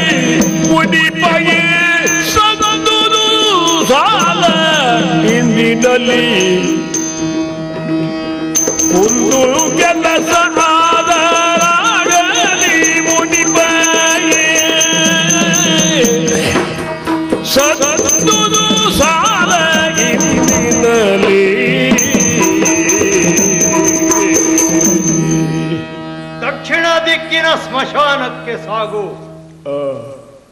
ಒಡೆಯ ವೀರಬಾಹುಕನ ಅಪ್ಪಣೆಯ ಪ್ರಕಾರವಾಗಿ ಈ ಸ್ಮಶಾನವನ್ನ ಬಂದು ನೋಡುತ್ತಿದ್ದೇನೆ. ಒಂದು ಅರ್ಥದಲ್ಲಿ ಸ್ಮಶಾನದ ನಿಚ್ಚಳವಾದಂಥ ಅನುಭವ ಒಂದು ವ್ಯಕ್ತಿಗೆ ಕೊನೆಗೂ ಆಗುವುದಿಲ್ಲ. ಕಾರಣ ಇಷ್ಟೇ, ನೋಡಿದ್ದನ್ನ ಗ್ರಹಿಸುವ, ಗ್ರಹಿಸಿದ್ದನ್ನ ಅನುಭವಿಸುವ ಆ ಸಾಮರ್ಥ್ಯವನ್ನ ಕಳೆದುಕೊಂಡಾಗಲೇ ಅಲ್ಲವೇ ಸ್ಮಶಾನಕ್ಕೆ ಹೋಗುವುದು. ಆದರೆ ಈ ಎಲ್ಲ ಶಕ್ತಿ ಅಲ್ಪ ಸ್ವಲ್ಪ ಇರುವ ಈ ಸಂದರ್ಭದಲ್ಲಿ ನಾನು ಸ್ಮಶಾನವನ್ನು ನೋಡುತ್ತಿದ್ದೇನೆ. ಎಂಥ ಭೀಕರವಾದಂಥ ದೃಶ್ಯಗಳಿದು. ಸಾಕೇತನಾಡಿನ ಅರಮನೆಯಲ್ಲಿ ಅನೇಕ ಮುಗ್ಧ ಶಿಶುಗಳ ಜನ್ಮೋತ್ಸವದಲ್ಲಿ ಪಾಲುಗೊಂಡವ ನಾನು. ಅದೆಂತಹ ಸಂಭ್ರಮ, ಅದೆಂತಹ ಸಡಗರ. ತಮ್ಮ ರಕ್ತವನ್ನೇ ತೆತ್ತು ತಾಯ್ತನದ ಮಹಾಸುಖವನ್ನು ಪಡೆದು ವಿಜೃಂಭಿಸುವ ತೋಳ ತೆಕ್ಕೆಯಲ್ಲಿ ಹಸುಳೆಯನ್ನ ಅಪ್ಪಿಕೊಂಡು ಮುದ್ದಿಸುವ ಆ ತಾಯಿ ಮಗುವಿನ ಭಾವನಾತ್ಮಕ ಸಂತೋಷದ ಅಲೆಗಳಿಗೆ ಸಮೂಹದ ಅದೆಷ್ಟು ತೆರೆಗಳು ಬಂದು ಸೇರುತ್ತಿದ್ದವು. ಆದರೆ ಎಲ್ಲೆಲ್ಲಿ ಉಕ್ಕಿ ಹರಿಯುವ ಉತ್ಸಾಹ, ಎಲ್ಲೆಲ್ಲಿಯೂ ಕರುಣ ಮಧುರವಾದಂಥ ನಾದ ತರಂಗ, ಮೈಯನ್ನ ಮರೆಸುವ ಒಂದು ಉತ್ಸಾಹದ ಸಂತೋಷದ ಉನ್ಮಾದದ ಆ ದೃಶ್ಯದ ಅನುಭವವೇನು. ಯಾವ ಕಡೆಗೆ ಕಣ್ಣು ಹಾಯಿಸಿದ್ರು ನಗೆಗಳಿಲ್ಲ, ಕೇವಲ ಹೊಗೆಗಳು ಮಾತ್ರ ಕಾಣುತ್ತವೆ. ಮಂಗಲಮಯವಾದಂಥ ವಾದ್ಯ ಗೋಷ್ಠಿಗಳಿಲ್ಲ. ಹೆಣ ಸುಡುವಾಗ ಹೊರಟ ಕಿಟಿ ಕಿಟಿ ಕಿಟಿ ಕರ್ಕಶ ಶಬ್ದಗಳು ಮಾತ್ರ ಕೇಳಿ ಬರುತ್ತಾ ಇದೆ. ಮಂಗಲಮಯವಾದಂಥ ಸುಗಂಧವನ್ನ ಸೂಸಬಹುದಾದ ಸನ್ನಿವೇಶವಿಲ್ಲ. ಅರೆ ಕರಕಲಾಗಿ ಬೆಂದು ಬೇಯದೇ ಇರುವ ಹೆಣಗಳ ಕಮಟು ವಾಸನೆಗಳು ಮಾತ್ರ ಮೂಗಿಗೆ ರಾಚುತ್ತಿದೆ. ಎಂಥ ಭೀಕರ ಭಯಾನಕವಾದಂತಹ ಸ್ಮಶಾನ. ಇಂಥ ಸ್ಮಶಾನ ಪ್ರದೇಶದ ಒಡೆಯ ನಾನು. ಒಡೆತನದ ವಿಡಂಬನೆಯ ಪರಿಸ್ಥಿತಿ ಇದಲ್ಲವೇ? ಆದರೇನಂತೆ, ಈ ಕಾಯಕವನ್ನು ಒಪ್ಪಿಕೊಂಡದ್ದರಿಂದ ಗುರುಗಳ ಮಾತನ್ನ ನಡೆಸಿಕೊಡುವುದಕ್ಕೆ ನನ್ನಿಂದ ಸಾಧ್ಯವಾಯಿತು. ಅವಳ ಕಟ್ಟಪ್ಪಣೆಯನ್ನು ಪಾಲಿಸುವುದಕ್ಕೆ ನನಗೆ ಸಾಮರ್ಥ್ಯ ಬಂತು. ಸ್ಮಶಾನ ಸಂರಕ್ಷಕನಾಗಿರುವುದು ಅದೊಂದು ಹೀನ ಕೆಲಸವೆಂದು ನಾನು ಭಾವಿಸಲಾರೆ. ಬದುಕಿನ ವಿಭಿನ್ನ ಅನುಭವವೆಂದು ಸ್ವೀಕರಿಸುವುದಕ್ಕೆ ಮಾತ್ರ ನಾನು ಬಾಧ್ಯಸ್ಥ. ಹೌದು, ಸ್ಮಶಾನದ ಸುತ್ತಮುತ್ತಲ ದೃಶ್ಯದ ಅದರ ಆಗು ಹೋಗುಗಳನ್ನೆಲ್ಲ ಪರಿಶೀಲಿಸಿದ್ದಾಯಿತು. ಯಾಕೋ ಇಂದು ಮಗು ರೋಹಿತಾಶ್ವನ ನೆನಪಾಗುತ್ತಾ ಇದೆ. ವಿಕ್ರಯಿಸಿ ಬರುವಾಗ, ಅಪ್ಪ ನಮ್ಮನ್ನ ಯಾವಾಗ ಕರೆದುಕೊಂಡು ಹೋಗೋದಕ್ಕೆ ಬರುತ್ತೀಯೇ ಅಂತ ಕೇಳಿದ ಮಾತು ಯಾಕೋ ಇವತ್ತು ಹೆಚ್ಚು ನೆನಪಿಗೆ ಬರ್ತಾ ಇದೆ. ಎಲ್ಲಿ ಸ್ಮಶಾನ, ಎಲ್ಲಿ ಮಗು ವೃಷಭ.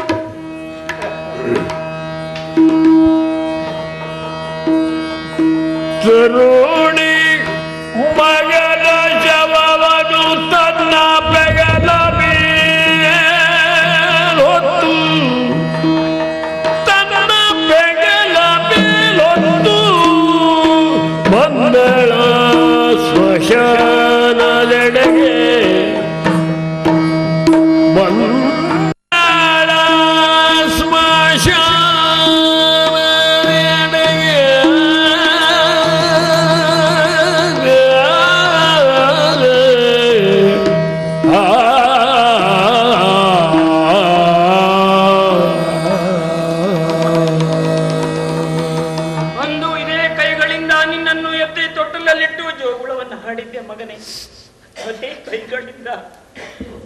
ಅದೇ ಕೈಗಳಿಂದ ಸ್ಮಶಾನದ ಮಧ್ಯದಲ್ಲಿ ನಿನ್ನ ಹೆಣವನ್ನಿಡುತ್ತಿದ್ದೇನೆ ಮಗನೇ. ಕಂದ, ನನ್ನಂತಹ ಪಾಪಿಣಿಗೆ ಯಾಕೆ ಮಗನಾಗಿ ಹುಟ್ಟಿದೆ ಮಗನೇ? ಯಾವುದಾದ್ರೂ ಪುಣ್ಯಾತ್ಮೆಯ ಉದರದಿಂದ ಜನ್ಮಕ್ಕೆ ಬಂದರೆ ಇನ್ನೆಷ್ಟು ಕಾಲ ಬದುಕುತ್ತಿದ್ದೆಯೋ ಮಗನೇ. ಮಗು, ಏನು ಮಾಡ್ಲಿ? ಈ ತಾಯಿ ಸತ್ತಾಗ ತಾಯಿಯ ಹೆಣವನ್ನು ನಿನ್ನ ತಲೆಯ ಮೇಲೆ ಹೊತ್ತು ಸ್ಮಶಾನ ಯಾತ್ರೆಗೆ ನೀನು ಕೊಂಡೊಯ್ಯಬೇಕಿತ್ತು. ಪರಿಸ್ಥಿತಿ ಬದಲಾಗಿ ಹೋಯಿತು ಮಗನೇ. ಹೆತ್ತ ತಾಯಿಯೇ ನಿನ್ನನ್ನ ಎತ್ತಿ ತಂದು ಸ್ಮಶಾನದ ಮಧ್ಯದಲ್ಲಿ ಮಲಗಿಸುತ್ತಿದ್ದೇನೆ ಮಗನೇ. ಇಲ್ಲಿ ಅರೆಬೆಂದು ಬಿದ್ದಿರುವಂತಹ ಕರಿಕೊಳ್ಳುಗಳನ್ನಾಯ್ದು ನಿನ್ನ ಹೆಣದ ಮೇಲಿಟ್ಟು ಹೆಣಕ್ಕೊಂದು ಅಂತ್ಯ ಸಂಸ್ಕಾರವನ್ನು ಮಾಡುತ್ತೇನೆ ಮಗು. ತರುಣಿ ಬಳಿಕ ಮಸಣದಲ್ಲಿ ಬಿದ್ದಿರುವ ಕರಿಕೊಳ್ಳಿಗಳ ಆರಿಸಿ, ಮಸಣದಲ್ಲಿ ಬಿದ್ದಿರುವ ಕರಿಕೊಳ್ಳಿಗಳ ಆರಿಸಿ ಶವದ ಮೇಲಿರಿಸಿ, ಆರಿಸಿ ಶವದ ಮೇಲಿರಿಸಿ, ಮಗನ ಶವ ಮೇಲಿರಿಸಿ,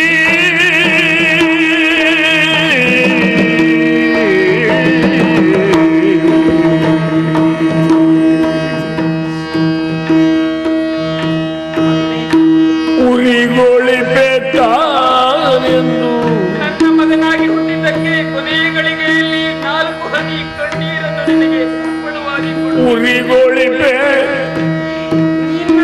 ತಾನೆಂದು ಮಗನ ಉರಿಗೊಳಿಪೆತ್ತಾನೆಂದು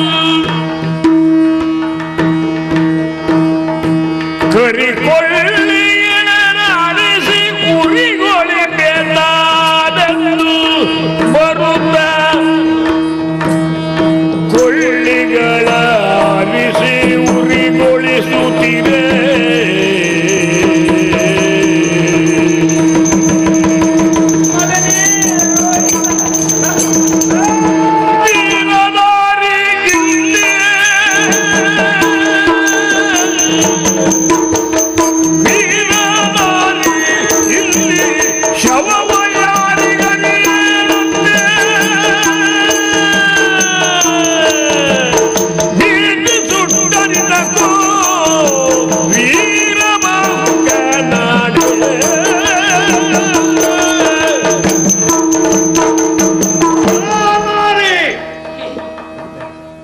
ಇದೇನು ನಿನ್ನ ಅಪ್ಪನ ಮನೆಯ ಅಂಗಳವೆಂದು ಭಾವಿಸಿದೆಯಾ? ಯಾರನ್ನೂ ಹೇಳದೆ ಕೇಳದೆ ಈ ಹೆಣವನ್ನ ಸುಡುವುದಕ್ಕೆ ಮುಂದಾಗುತ್ತಿರುವೆಯಲ್ಲ, ಜೋಕೆ ವೀರ ಬಾಹುಕನಾಣೆ.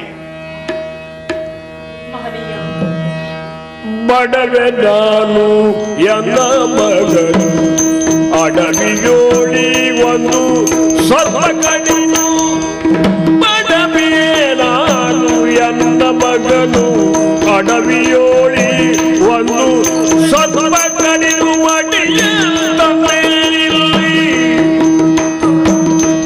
ಸುಡಲು ತಂದೇನಿಲ್ಲಿ ಎನಗೆ ಜಯವ ಪರಿಸು.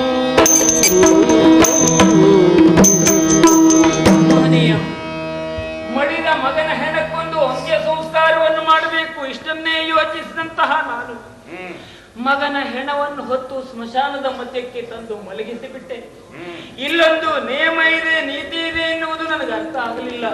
ನೋಡು, ನಾನು ಹೆಣಕ್ಕೆ ಬೆಂಕಿ ಇಡುವ ಈ ಸಂದರ್ಭದಲ್ಲಿ ನನ್ನನ್ನು ತಡೆದು ನಿಲ್ಲಿಸ್ತಾ ಇದೆಯಲ್ಲ, ತಡೆಯಬೇಡ. ನನ್ನ ಮಗನ ಅಂತ್ಯ ಸಂಸ್ಕಾರಕ್ಕೆ ಎಡೆ ಮಾಡಿಕೊಡು, ಯಾಕೆಂದ್ರೆ ನಾನೊಬ್ಬಳು ಬಡವೆ.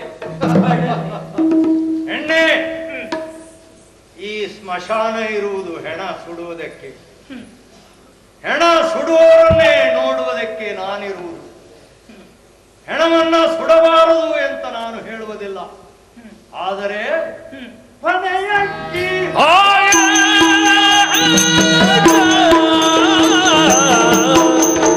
ಪನೆಯಕ್ಕಿ ಆಗದ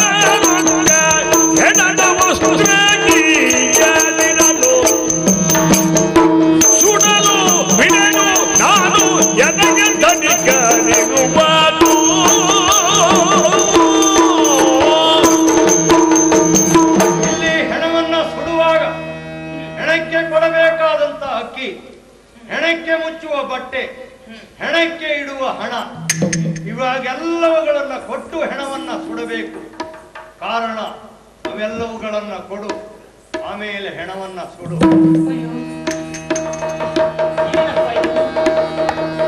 ಧರಣಿ ಸುರನ ಮನೆಯ ಕೆಲಸಕ್ಕಿರುವ ದಾಸಿ, ಧರಣಿ ಸುರನ ಮನೆಯ ಕೆಲಸಕ್ಕಿರುವ ದಾಸಿ ಎನ್ನೋಳಿಲ್ಲ, ಏನಿಲ್ಲ ಏನಿಲ್ಲ ಅನಲಿಗೆ ಬೇರೆ ಕೊಡು ಎಲ್ಲರೂ. ಇಲ್ಲಿ ಹೆಣವನ್ನು ಸುಡಬೇಕಾದ್ರೆ ಹೆಣದ ಅಕ್ಕಿ, ವಸನ, ಹಣ ಇವುಗಳನ್ನೆಲ್ಲ ಕೊಡಬೇಕೆನ್ನುವಂತಹ ನಿಯಮ ಗೊತ್ತಿಲ್ಲದೆ ಇದ್ದವಳು ನಾನು. ನನ್ನಲ್ಲಿ ಕೊಡು ಕೊಡು ಅಂತ ಕೇಳಿದ್ರೆ ಖಂಡಿತವಾಗಿಯೂ ನನ್ನಿಂದ ಕೊಡುವುದಕ್ಕೆ ಸಾಧ್ಯವಿಲ್ಲ. ಯಾಕೆಂದ್ರೆ ಸಾಕಷ್ಟು ಸಿರಿವಂತಳಲ್ಲ. ಕೊಡಬೇಕೆನ್ನುವಂತಹ ಮನಸ್ಸಿದ್ರು ಏನನ್ನು ಕೊಡಲಾರದೆ ಇರುವಂತಹ ಸ್ಥಿತಿಯಲ್ಲಿ ಇದ್ದವಳು. ಕೊಡವಿ ಸುರನೊಬ್ಬನ ಮನೆಯಲ್ಲಿ ಕೆಲಸ ಮಾಡುತ್ತಿರುವಂತಹ ಬಡ ದಾಸಿ ನಾನು. ನಾನು ಏನನ್ನು ತಾನೇ ಕೊಡಿ? ಹೆಣ್ಣೆ, ನೀನು ಬ್ರಾಹ್ಮಣರ ಮನೆಯಲ್ಲಿ ಕೆಲಸಕ್ಕಿರುವ ದಾಸಿ. ನಾನೇನು ಇವತ್ತು ಮಹಾರಾಜ ಅಂತ ತಿಳ್ಕೊಂಡ್ಯಾ? ನೀನು ಬಡವೆ ಬಡವೆ ಎಂದು ಗೋಗರೆಯುತ್ತಾ ಇದ್ದೀಯ. ನಾನೇನು ಶ್ರೀಮಂತನೇನೆ? ನೀನು ಬಡವೆಯಾಗಿರು, ಶ್ರೀಮಂತೆಯಾಗಿರು, ಅದು ನಮಗೆ ಸಂಬಂಧಪಟ್ಟ ವಿಷಯವೇ ಅಲ್ಲ. ಈ ಸ್ಮಶಾನ ಬಡವರಿಗೂ ಇದೆ, ಶ್ರೀಮಂತರಿಗೂ ಇದೆ. ಬಡವರನ್ನೂ ಬೇಯಿಸುತ್ತದೆ, ಶ್ರೀಮಂತರನ್ನೂ ಬೂದಿಗೊಳಿಸುತ್ತದೆ. ಹಾಗಾಗಿ ಈ ಸ್ಮಶಾನ ಎನ್ನುವುದು ಅತ್ಯಂತ ನಿಷ್ಠುರವಾದಂತಹ ನಿಬಂಧನೆಗಳನ್ನು ಅಳವಡಿಸಿಕೊಂಡಿದೆ. ಅದರ ಪಾಲನೆಗೆ ನಾನೊಬ್ಬ ವ್ಯಕ್ತಿಯಾಗಿ ನಿಂತಿದ್ದೇನೆ. ಅದು ಏನೇನು ಹೇಳು, ಹಣ, ಬಟ್ಟೆ, ಅಕ್ಕಿ ಇವೆಲ್ಲವುಗಳನ್ನು ಕೊಡು, ಆಮೇಲೆ ಹೆಣ ಸುಡು. ಏನ್ ಹೇಳಬೇಕು ಹೇಳು ನಿನ್ನ ಮಾತಿಗೆ? ಒಬ್ಬ ಮನುಷ್ಯತ್ವವುಳ್ಳಂತಹ ಮಾನವನಾಗಿದ್ರೆ ಖಂಡಿತವಾಗಿ ತಾಯಿಯೊಬ್ಬಳು ಈ ರೀತಿಯಲ್ಲಿ ದುಃಖಿಸುತ್ತಾ ಮಗನ ಹೆಣವನ್ನು ಹೆಗಲಲ್ಲಿ ಹೊತ್ತು ಸ್ಮಶಾನಕ್ಕೆ ತಂದು ಮಲಗಿಸಿದಾಗ ದುಃಖ ಪಡಬೇಕಿತ್ತು. ಅವಳಿಗೆ ಮಗನ ಹೆಣಕ್ಕೆ ಬೆಂಕಿ ಇಡುವುದಕ್ಕೆ ಅವಕಾಶ ಕೊಡಬೇಕಿತ್ತು. ನಿನಗೂ ಒಂದು ಹೃದಯ ಇಲ್ಲವೇ? ಮನುಷ್ಯತ್ವ ಇಲ್ಲವೇ? ನಿನ್ನ ಹೃದಯ ಏನು ಕಲ್ಲಾಗಿದೆಯೇ? ನನ್ನ ಹೃದಯ, ನನಗೂ ಹೃದಯ ಎಂಬುದಿದೆ. ಅದು ಜೀವಧಾರಣೆಗೆ ಬೇಕಾದ ಯಂತ್ರವಾಗಿ ಮಾತ್ರ ಇದೆ. ಅಲ್ಲಿ ಮನುಷ್ಯತ್ವಕ್ಕೆ ಒಪ್ಪಿದ ಭಾವನೆಗಳು ಏರು ಇಳಿ ಯಾವುದೂ ಇಲ್ಲ. ಹೆಣ್ಣೆ, ನನ್ನ ಹೃದಯವನ್ನು ತೆಗೆದುಕೊಂಡು ನಿನಗೇನಾಗಬೇಕಾಗಿದೆಯೇ? ಮೊದಲು ಇದನ್ನು ಸುಡುವುದಕ್ಕೆ ವ್ಯವಸ್ಥೆ ಮಾಡು. ನೋಡು ನನ್ನ ಕಷ್ಟವನ್ನು. ಒಬ್ಬಳು ತಾಯಿಯ ಕಷ್ಟ ನಿನ್ನಂತವನಿಗೆ ಹೇಗೆ ಅರ್ಥ ಆಗಬೇಕು ಹೇಳು? ನಿನಗೂ ಒಬ್ಬ ಮಗ ಇದ್ದಿದ್ರೆ, ಆ ಮಗ ಹೀಗೆ ಹೆಣವಾಗಿ ಬಿದ್ದಿದ್ರೆ ಆಗ ನಿನಗೆ ಅರ್ಥ ಆಗ್ತಾ ಇತ್ತು.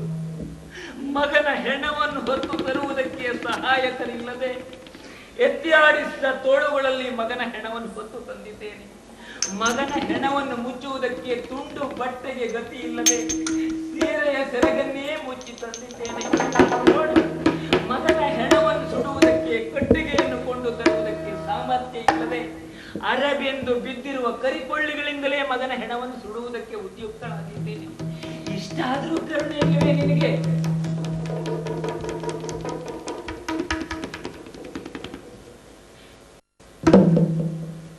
ಹೆಣ್ಣೆ, ನಿಜ, ನನಗೂ ಅರ್ಥ ಆಗ್ತದೆ. ಹೆತ್ತ ತಾಯಿಯಂದಿರ ತೋಳು ಇರೋದು ಸತ್ತ ಮಕ್ಕಳ ಹೆಣ ಹೊರುವುದಕ್ಕಲ್ಲ ಎನ್ನುವುದು ನನಗೂ ಅರ್ಥ ಆಗ್ತದೆ. ತಾಯಂದಿರ ಸೆರಗಿರುವುದು ಮಕ್ಕಳ ಹೆಣ ಮುಚ್ಚುವ ವಸ್ತ್ರ ಮಾತ್ರ ಅದಲ್ಲ, ನನಗೂ ಅರ್ಥ ಆಗ್ತದೆ. ಯಾಕೆಂದ್ರೆ ನಾನು ಒಬ್ಬ ತಾಯ ಹೊಟ್ಟೆಯಲ್ಲಿ ಹುಟ್ಟಿ ಬಂದ ವ್ಯಕ್ತಿಯೇ ಆಗಿದ್ದೇನೆ. ಪ್ರಪಂಚದ ಯಾವ ತಾಯಂದಿರಿಗೂ ಬರಬಾರದ ದುರಂತ ಸ್ಥಿತಿಯನ್ನ ನೀನು ಅನುಭವಿಸುತ್ತಿದ್ದೀಯೇ ಎನ್ನುವುದನ್ನು ಅರ್ಥ ಮಾಡಿಕೊಳ್ಳಬಲ್ಲೆ. ಆದರೆ ನಿನ್ನ ತಾಯಿತನಕ್ಕೆ ಬಂದಂತಹ ಈ ಕಷ್ಟಕ್ಕಾಗಿ ನನ್ನಿಂದ ಆಗಬಹುದಾದಂತ ಸಹಾಯ ಸಹಕಾರ ನಿನಗೆ ಕೊಡುತ್ತೇನೆ. ಹ, ಅದೇನು ಗೊತ್ತಾ? ಏನದು? ಇದ್ದ ಹೆಣಕ್ಕೆ ಕೊಡುವ ಅಕ್ಕಿಯನ್ನ ಹ, ಈ ಹಾಳು ಹೊಟ್ಟೆ ತುಂಬಿಕೊಳ್ಳುವುದಕ್ಕೆ ಬಳಸಲ್ಪಡುತ್ತದೆ. ಅದು ಹ, ಇದು ನಿನ್ನ ಕಷ್ಟಕ್ಕಾಗಿ ಎಂದು ನೀನು ಆ ಅಕ್ಕಿಯನ್ನ ಕೊಡುವುದು ಬೇಡ. ಹೆಣಕ್ಕಾಗಿ ಮುಚ್ಚುವ ಬಟ್ಟೆ, ಹ, ಈ ಹಾಳು ದೇಹದ ಮಾನ ಮುಚ್ಚುವುದಕ್ಕೆ ಬಳಸಲ್ಪಡುವ ಬಟ್ಟೆ ಹ. ಬಿಟ್ಟೆ. ನಿನ್ನ ಕಷ್ಟಕ್ಕಾಗಿ ಈ ಹೊತ್ತು ಅದನ್ನು ನಾನು ಕೇಳಲಾರೆ. ಹ, ಆದರೆ ಹೆಣ ಸುಡುವುದಕ್ಕೆ ಕೊಡುವ ಹಣ ಮಾತ್ರ ಬಿಡಲಾರೆ. ಹ, ಯಾಕೆಂದ್ರೆ ಹ, ಹಣ ಯಾವುದು ನನ್ನ ವೈಯಕ್ತಿಕವಾಗಿ ಅನುಭವಿಸಲ್ಪಡುತ್ತದೋ ಅದನ್ನು ಮಾತ್ರ ಬಿಡಬಲ್ಲೆ. ಹ. ವೀರ ಬಾಹುಕನಿಗೆ ಸಲ್ಲಬೇಕಾದಂತ ಹಣ. ಕಾರಣ ಕೊನೆಯ ಪಕ್ಷ ಆ ಹಣವನ್ನಾದರೂ ಕೊಡು, ಆಮೇಲೆ ಈ ಹಣವನ್ನ ಕೊಡು. ಮಹನೀಯ, ದೊಡ್ಡ ಔದಾರ್ಯವನ್ನು ನೀನು ತೋರಿಸಿದೆ. ಆದರೆ ನನ್ನ ಬಡತನಕ್ಕೆ ನಿನ್ನ ಔದಾರ್ಯ ಸಾಲದು. ಏನು ಮಾಡಲಿ? ಇಲ್ಲಪ್ಪ, ಹಣವನ್ನಾದ್ರೂ ಕೊಡು ಅಂತ ಹೇಳಿದ್ರೆ ಹೇಗೆ ಕೊಡ್ಲಿ, ಹೇಗೆ ಕೊಡಲಿ ಮಗನೇ? ಛೆ. ಬಿಟ್ಟೆ. ಹ, ಕೊಡಲಾರೆ, ಸಾಧ್ಯವಿಲ್ಲ ಎಂದು ನೀನು ಗೋಳುಗರೆಯುತ್ತಾ ಇದ್ದೀ. ನನ್ನಲ್ಲಿ ಕೊಡುವುದಕ್ಕೆ ಏನು ಇಲ್ಲಪ್ಪ. ನಾನು ಬ್ರಾಹ್ಮಣರ ಮನೆಯ ದಾಸಿ, ಏನನ್ನು ಕೊಡ್ಲಿ ಹೇಳು? ನೀನು ಮನಸ್ಸು ಮಾಡಿದರೆ ಕೊಡಬಲ್ಲೆ. ಹೇಗೆ ಕೊಡಬಲ್ಲೆ? ಹೇಳಿದೆ ಮನಗ ಮನ ಕೇಳು, ಮನಗ ಮನ ಕೇಳು, ನಿನ್ನ ಕಟ್ಟರ ಗೋಳಿ ಪಾತಾಳಿ, ನಿನ್ನ ಕಟ್ಟರ ಗೋಳಿ ಪಾತಾಳಿ, ಒಂದ ಅಡಮಗಿದ್ದಾರೆ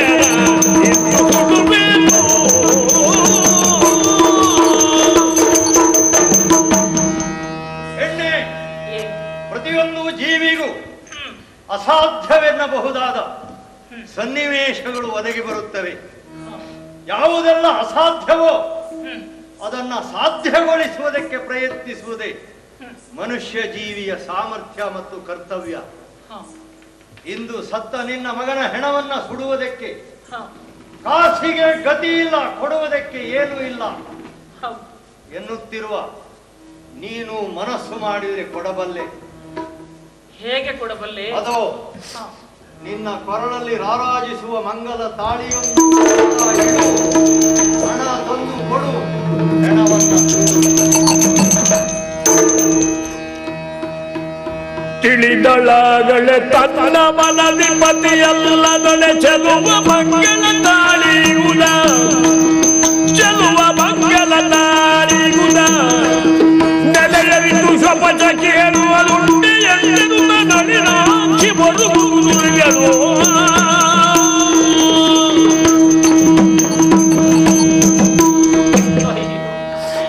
ಚಂದ್ರಮತಿಯ ಪರಿಸ್ಥಿತಿ ಹೇಗೆ ಬಂತು? ನನ್ನ ಕೊಳ್ಳಿರುವಂತಹ ಮಂಗಲಸೂತ್ರವನ್ನು ಕೇಳುವಂತಹ ಅಧಿಕಾರ ನನ್ನ ಕೈ ಹಿಡಿದ ಗಂಡನಿಗಲ್ಲದೆ ಇನ್ನೊಬ್ಬನಿಗೆ ಖಂಡಿತವಾಗಿಯೂ ಇಲ್ಲ. ನನ್ನ ದುರ್ದೈವವೇ, ನನ್ನ ಕೊರಳ ಮಂಗಲಸೂತ್ರವನ್ನು ಮಗನ ಹೆಣವನ್ನು ಸುಡುವುದಕ್ಕೆ ಅಡವಿಡಬೇಕೆಂದು ಶಿವಪಚನೊಬ್ಬ ಕೇಳುತ್ತಿದ್ದಾನಲ್ಲ. ಮಗನೇ, ಜಗತಿ ಸಪ್ತದ್ವೀಪ ಕಧಿಪತಿಯ ಮಗನೆನಿಸಿ ಹಾಗೆಯಾಯ್ತೆ ಸುಡುಗಾಡು ನಿನಗೆ ಬಯಯ ನಡುಗದ ಶಪಜಾನಗಿರುವ ನಾಟ್ಯ ಮಗನೇ ನೆಲದೆರಿಗೆ ಇಲ್ಲಾಯ್ತೆ.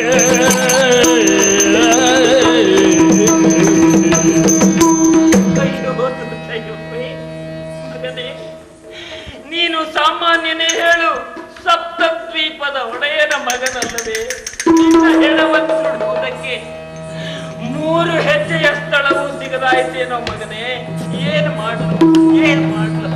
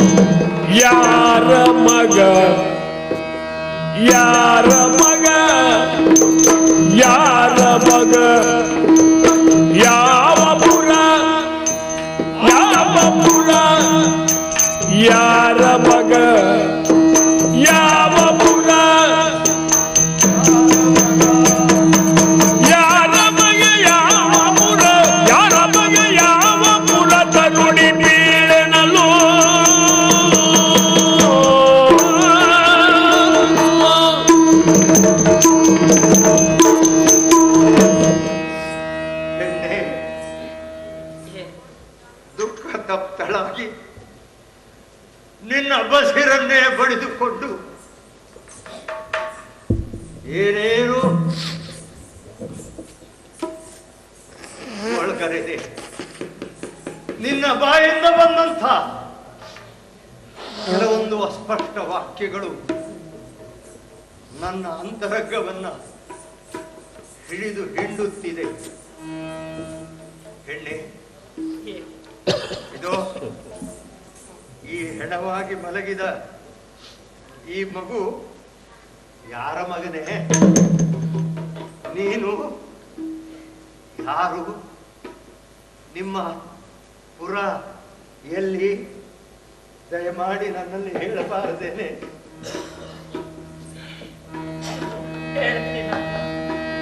ದಾರಿಣಿಯೊಳಗಿಕವಾದ ಅಯೋಧ್ಯ ಪಟ್ಟಣ, ಈ ದಾರಿಣಿಯೊಳಗಿಕವಾದ ಅಯೋಧ್ಯ ಪಟ್ಟಣ, ಕುಮಾರಗನ ವಿನ ಹರಿಶ್ಚಂದ್ರ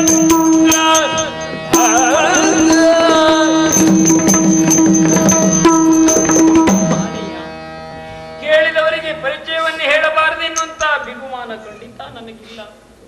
ಈ ದುಃಖದ ಸನ್ನಿವೇಶದಲ್ಲಿಯೂ ನನ್ನ ಪರಿಚಯವನ್ನು ಕೇಳಿ ತಿಳಿದುಕೊಳ್ಳಬೇಕೆನ್ನುವಂತ ಆಸಕ್ತಿ ನಿನ್ನದಾದರೆ ಹೇಳ್ತೇನಪ್ಪ. ಪ್ರಪಂಚದಲ್ಲಿ ಪ್ರಸಿದ್ಧವಾಗಿರುವಂತಹ ವಂಶ ಸೂರ್ಯ ವಂಶ.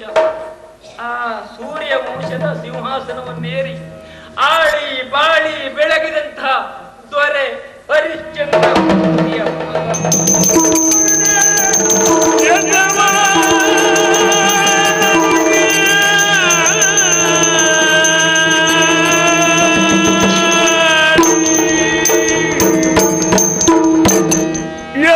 ಮಾತನ್ನು ಕೇಳಿ ಭೂಮಿ ಪಯಂದಲನೆ ಇರುವ ಔಷಧಿಗೆ ಒಂದೇ ಮಗನಿರಲಿತ್ತು. ಇರುವ ಔಷಧಿಗೆ ಒಂದೇ ಮಗನಿರಲಿತ್ತು. ಬಡಿದನೆ ಶಿವ ಶಿವ ಶಿವ ಶಿವ ಎನ್ನುತ್ತ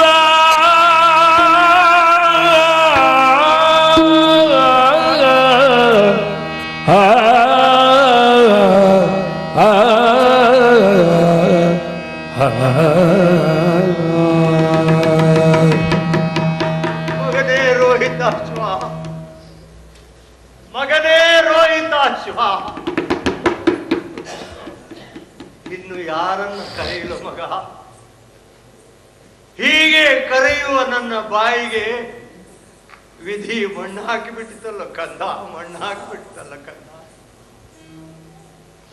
ಅಂದು ನಿನ್ನನ್ನು ಮಾರಾಟ ಮಾಡಿ ಕೊಡುವಾಗ ಅಪ್ಪ ನನ್ನನ್ನು ಕರೆದುಕೊಂಡು ಹೋಗುವುದಕ್ಕೆ ಯಾವಾಗ ಬರ್ತೀಯೋ ಅಂತ ಕೇಳಿದ್ದೆ ಮಗನೇ. ಆ ಕುರಿತು ಪ್ರಯತ್ನಿಸುವುದಕ್ಕೂ ನನಗೆ ಅವಕಾಶ ಇಲ್ಲದೆ ಹೋಯ್ತಲ್ಲ. ನಾನು ಬಂದು ನಿನ್ನನ್ನು ಕರೆದುಕೊಂಡು ಹೋಗುವುದಕ್ಕಿಂತ ಪೂರ್ವದಲ್ಲಿ ಕಂದ ಮೃತ್ಯು ಬಂದು ನಿನ್ನನ್ನು ಎತ್ತಿಕೊಂಡು ಹೋಗ್ಬಿಡ್ತಲ್ಲ ಮಗನೇ. ಛತ್ರಪತಿ, ನಮ್ಮಿರುವರ ಮಧುರವಾದ ದಾಂಪತ್ಯದ ಸಾರ ಸರ್ವಸ್ವನಾದಂತ ನಮ್ಮ ಮಗ ರೋಹಿತಾಶ್ವ ನಮಗಿಲ್ಲವಾದ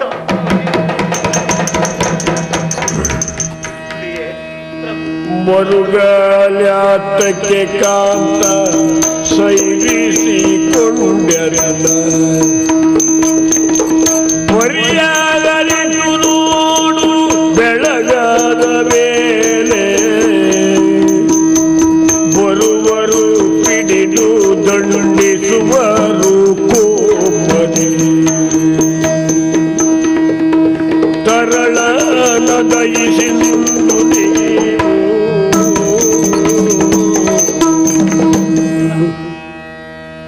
ಮಗ ಹೆಣವಾಗಿ ಮಲಗಿದಂತಹ ಈ ಸಂದರ್ಭದಲ್ಲಿ ತಂದೆ ತಾಯಿಗಳಾದ ನಾವಿಂದು ಒಂದಾಗುತ್ತಿದ್ದೇವೆ. ಮಡಿದ ಮಗನಿಗಾಗಿ ನೀವು ಕಣ್ಣೀರು ಗರೆಯುತ್ತಾ ಇದ್ದೀರಿ, ನಾನು ದುಃಖಿಸ್ತಾ ಇದ್ದೇನೆ. ದುಃಖಿಸುತ್ತಾ ಕುಳಿತುಕೊಳ್ಳುವುದಕ್ಕೆ ಇದು ಸಮಯ ಅಲ್ಲ ಪ್ರಭು. ಬೆಳಗಾಗುವಷ್ಟರಲ್ಲಿ ಮಗನ ಹೆಣಕ್ಕೆ ಅಂತ್ಯ ಸಂಸ್ಕಾರವನ್ನು ಪೂರೈಸಿ ಬ್ರಾಹ್ಮಣರ ಮನೆಯನ್ನು ಸೇರಿಕೊಳ್ಳಬೇಕು. ಹಾಗಾಗಿ ಹೆಣಕ್ಕೆ ಬೆಂಕಿ ಇಡುವುದಕ್ಕೆ ಅವಕಾಶ ಮಾಡಿಕೊಡಿ ಸ್ವಾಮಿ. ಚಂದ್ರಮತಿ,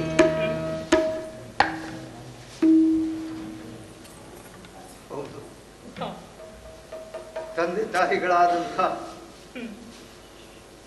ನಾವೀರುವರು ಒಂದಾಗಿ ಈ ಮಗನ ಹೆಣವನ್ನ ಸುಡುವುದಕ್ಕೆ ಪ್ರಯತ್ನಿಸಬೇಕು. ತಂದೆ ತಾಯಿಗಳು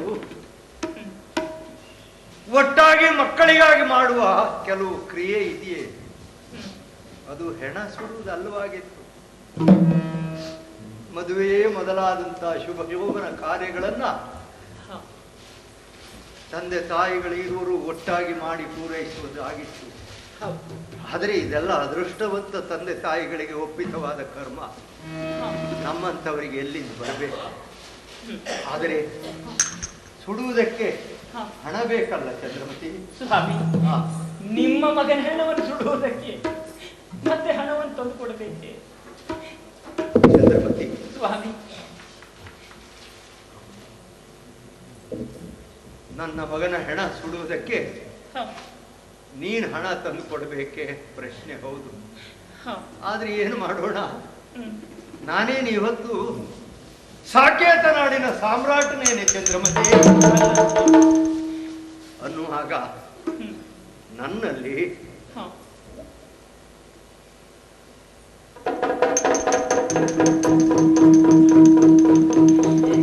ಆಗಲಿ ಸ್ವಾಮಿ, ಹೋಗ್ತೇನೆ. ದಾಸ್ಯವನ್ನು ಒಪ್ಪಿಕೊಂಡು ಕೆಲಸ ಮಾಡುತ್ತಿರುವಂತಹ ಬ್ರಾಹ್ಮಣರಲ್ಲಿ ಕಾಡಿ ಬೇಡಿ ಧನವನ್ನು ಸಂಗ್ರಹಿಸಿಕೊಂಡು ಬರ್ತೇನೆ. ಸರಿ, 9 ತಿಂಗಳ ಹೊತ್ತವಳು ನೀನು, ಹೆತ್ತವಳು ನೀನು, ನಿನ್ನ ಪರಿಶುದ್ಧವಾದಂತ ಎದೆ ಹಾಲು ಕೊಟ್ಟು ಸಾಕಿ ಸಲಹಿದಳು ನೀನು. ಕೊನೆ ಪಕ್ಷ ಅವನ ಹೆಣ ಸುಡುವುದಕ್ಕೆ ಹಣವನ್ನು ಕೂಡಿಸುವಳು ನೀನಾಗ್ತಾ ಇದ್ದೀಯ. ಹೌದು ಸ್ವಾಮಿ. ನೀನು ಅಕ್ಷರಶಃ ಸಾರ್ಥಕತೆಯನ್ನ ಕಂಡ ತಾಯಿ. ಆದರೆ ನಾನು ಹೆಸರಿಗೆ ಮಾತ್ರ ಅಪ್ಪ ಆಗಿಬಿಟ್ಟೆ ಸ್ವಾಮಿ. ನಾನು ಬ್ರಾಹ್ಮಣರ ಮನೆಗೆ ಹೋಗಿ ಹಣವನ್ನು ಸಂಗ್ರಹಿಸಿಕೊಂಡು ತರ್ತೇನೆ. ಆದರೆ ಬರುವಷ್ಟರಲ್ಲಿ ಮಗನ ಹೆಣ ನರಿನಾಯಿಗಳ ಪಾಲಾಗಬಾರದು. ಹಾಗಾಗಿ ಅದನ್ನು ನೋಡಿಕೊಳ್ಳಿ ಪ್ರಭು. ನಿಜ, ಸಾಕೇತ ನಾಡಿನ ಸಮ್ರಾಟನ ಮಗನ ಹೆಣ ನರಿನಾಯಿಗಳ ಆಹಾರವಾಗಬಾರದು. ಅದಕ್ಕಾಗಿ ನಾನು ಕಾದುಕೊಂಡಿರಬೇಕು. ಒಂದು ಅಪ್ಪನಾದದ್ದಕ್ಕೆ ಅಷ್ಟಾದರೂ ಮಾಡ್ತೀನಿ. ಹಾಗೆ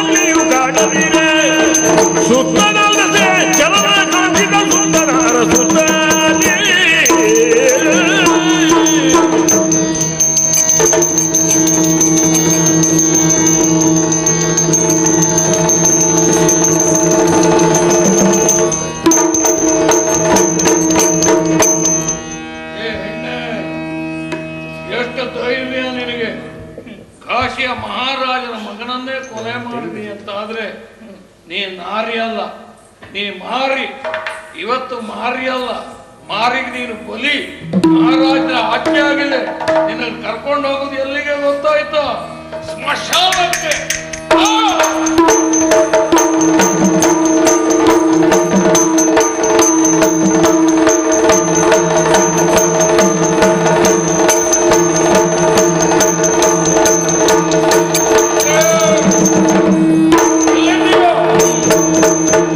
ಇದೇನೋ ಹೆಣ ಸುಡದೆ ಇಟ್ಟಿದ್ದಾರೆ, ಪೂಜೆ ಮಾಡ್ತಾರೆ. ಅವ್ರೇನು ಮಾಡ್ಲಿ? ಇಲ್ಲಿ ನೋಡು, ಮಹಾರಾಜರ ಮಗನನ್ನ ಕೊಲೆ ಮಾಡಿದ ಕೊಲೆ ಪಾತಕಿ ಇವಳು. ಹಿಂದೆ ಮುಂದೆ ನೋಡದೆ ಮಹಾರಾಜರ ಆಜ್ಞೆಯಂತೆ ಇವಳಿಗೆ ಮರಣದಂಡನೆ ಆಗಿದೆ. ಕಡಿದು ಚೆಲ್ಲುವ ಕೆಲಸ ನಿನ್ನದು. ತಪ್ಪಿದರೆ ವೀರಬಹುಕನಾಣೆ.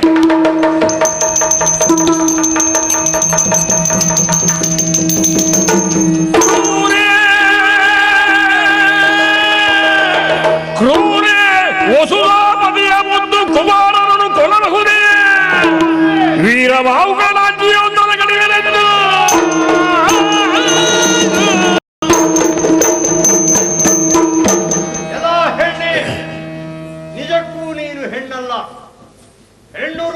ಪಿಶಾಚಿ ಇರಬೇಕು. ಅಲ್ಲದೇ ಇದ್ದರೆ ರಾಜವಂಶದ ಉದ್ಧಾರಕ್ಕಾಗಿ ಇರುವಂಥ ಒಬ್ಬನೇ ಒಬ್ಬ ರಾಜಕುವರನನ್ನ ಕೊಂದು ಬಿಟ್ಟೆ. ಛೇ, ನಿನಗೆ ಎಲ್ಲಿ ಅರ್ಥ ಆಗಬೇಕು? ವಂಶೋದ್ಧಾರಕ್ಕಾಗಿ ಇರುವಂಥ ಒಬ್ಬನೇ ಒಬ್ಬ ಮಗನನ್ನ ಕಳೆದುಕೊಂಡರೆ ಆ ತಂದೆ ತಾಯಿಗಳ ದುಃಖದ ಆಳ ಎಷ್ಟು ಎನ್ನುವುದು ನಿನಗೆ ಎಲ್ಲಿ ಅರ್ಥ ಆಗಬೇಕು? ನೀನು ಒಬ್ಬ ಮಗನನ್ನ ಕಳೆದುಕೊಂಡ ತಾಯಿಯಾಗಿದ್ರೆ ನಿನಗೂ ಅರ್ಥ ಆಗ್ತಾ ಇತ್ತು. ನಿನ್ನ ಅಕ್ಷಮ್ಯವಾದಂತ ಅಪರಾಧಕ್ಕೆ ಇದು ಮಸೆದ ಕತ್ತಿಯನ್ನ ಎತ್ತಿ ಹಿಡಿದಿದ್ದೇನೆ. ಸಾವು ಸನ್ನಿಹಿತವಾದಂತ ಈ ಸಂದರ್ಭದಲ್ಲಿ ನಿನ್ನ ಕುಲದೈವವನ್ನ ಸ್ಮರಿಸಿ ಸಾವಿಗೆ ಸಿದ್ಧಳಾಗು. ಚಿತ್ತೈಸುವರಕ್ಕೆ ವಂದಿಗುದಾಗರಿಶ್ಚಂದ್ರ ಸತ್ಯವ್ರತಗಳು ಮಾಡಲಿದ್ದು ಸ್ವಸ್ಥ ಮಗನಿಗೆ ಮುಕ್ತಿ ಸಿಗಲಿ ವಿಶ್ವಾಮಿತ್ರ ನಿತ್ಯನಾಗಲಿ ಸಚಿವರಿಗೆ.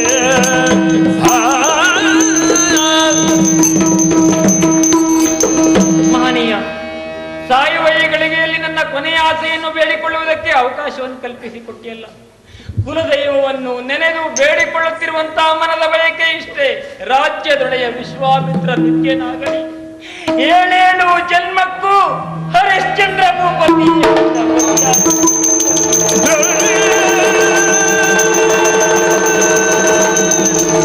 ಜನನಿ ಪಟ್ಟಿ ಕೇಳಿ ಕೌಕದ ಕಾರಿ ಬೆರಗಾಗಿ, ಧರಣಿ ಪಟ್ಟಿ ಕೇಳಿ ಕೌಕದ ಕಾರಿ ಬೆರಗಾಗಿ ಮಲಬಡುಡನೆಂದು ಹಾವಿಧಿ ಇರುಳು ಇನ್ನಿರುಳು ಸುತಗಾಲ ದುರ್ಮರಣವನ್ನು ನೋಡಿದನು ವರಸತಿಯ ಎಲ್ಲ ಕೈ.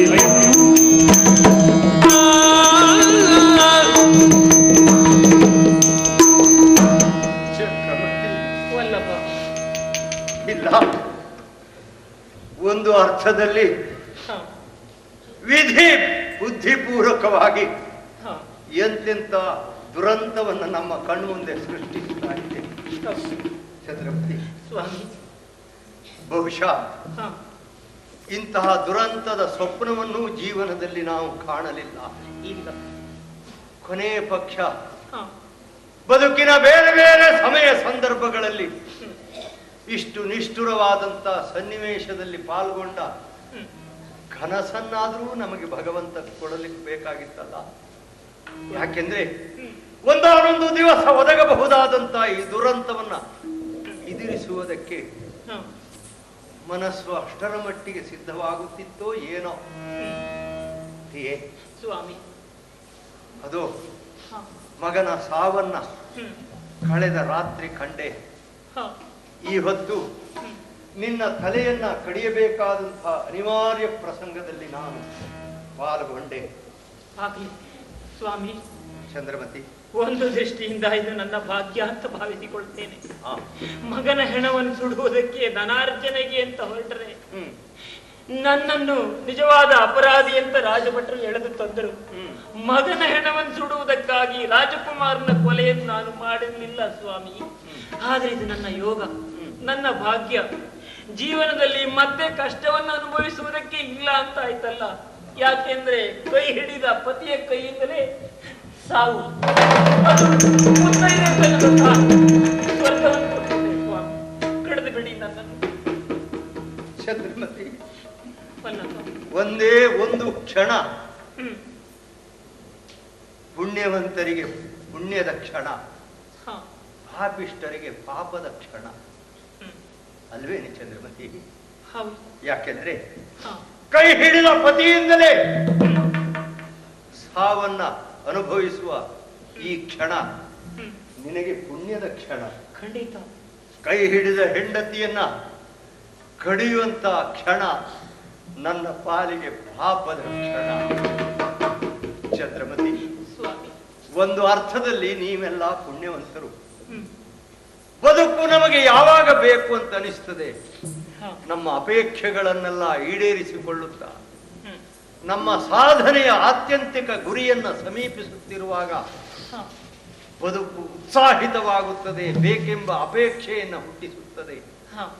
ಆದರೆ ಎಲ್ಲೆಲ್ಲಿಯೂ ದುರಂತ, ನಿರಾಸೆ, ಕಗ್ಗತ್ತಲು ತುಂಬಿದ ಆವರಣದ ಮಧ್ಯದಲ್ಲಿ ಯಾವ ಜೀವಿಯೂ ಬದುಕುವ ಅಪೇಕ್ಷೆಯನ್ನ ಹೊಂದಲಿಕ್ಕೆ ಸಾಧ್ಯ ಇಲ್ಲ. ಅಂಥ ಸಂದರ್ಭದಲ್ಲಿ ಮರಣವೂ ವರವಾಗಿ ಸಲ್ಲುತ್ತದೆ ಜೀವಿಗೆ. ಆ ಕಾರಣಕ್ಕಾಗಿಯೇ ನೀವು ಪುಣ್ಯಾತ್ಮರು. ಯಾಕೆಂದ್ರೆ ಯಾವ ಸುಖವನ್ನ ಸುರಿಯುವುದಕ್ಕೆ ನಾವೆಲ್ಲ ಇನ್ನು ಬದುಕಬೇಕೇ? ಚಂದ್ರಮತಿ ನೋಡು, ಮಗ ಈಗಾಗಲೇ ಹೆಣವಾಗಿ ಹೋದ, ಇನ್ನರೆ ಕ್ಷಣದಲ್ಲಿ ನೀನು ಹೆಣವಾಗಿ ಹೋಗುತ್ತೀಯೇ. ಕೊನೆಯ ಪಕ್ಷ ಮೃತ್ಯು ದೇವತೆ ನಿಮ್ಮನ್ನು ಅನುಗ್ರಹಿಸಿ ಬಿಟ್ಲು. ನನಗೆ ನೋಡು, ಸಾವಿನ್ನು ಬರಲಿಲ್ಲ ಚಂದ್ರಮತಿ. ಯಾವ ಸುಖ ಸುರಿಯುವುದಕ್ಕೆ ನಾನು ಬದುಕಬೇಕೆ?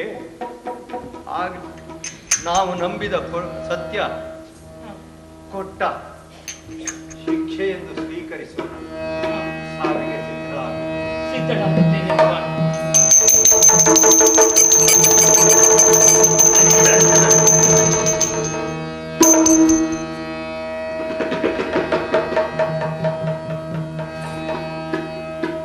ಈ ನಿಜ ವಿವೇಕ ಸತ್ಯವಾಗಾದಿ ಜಯಿಸಲಿಕ ಕವಿತು. ಈ ನಿಜ ವಿವೇಕ ಸತ್ಯವಾಗಾದಿ ಜಯಿಸಲಿಕ ಕವಿತು.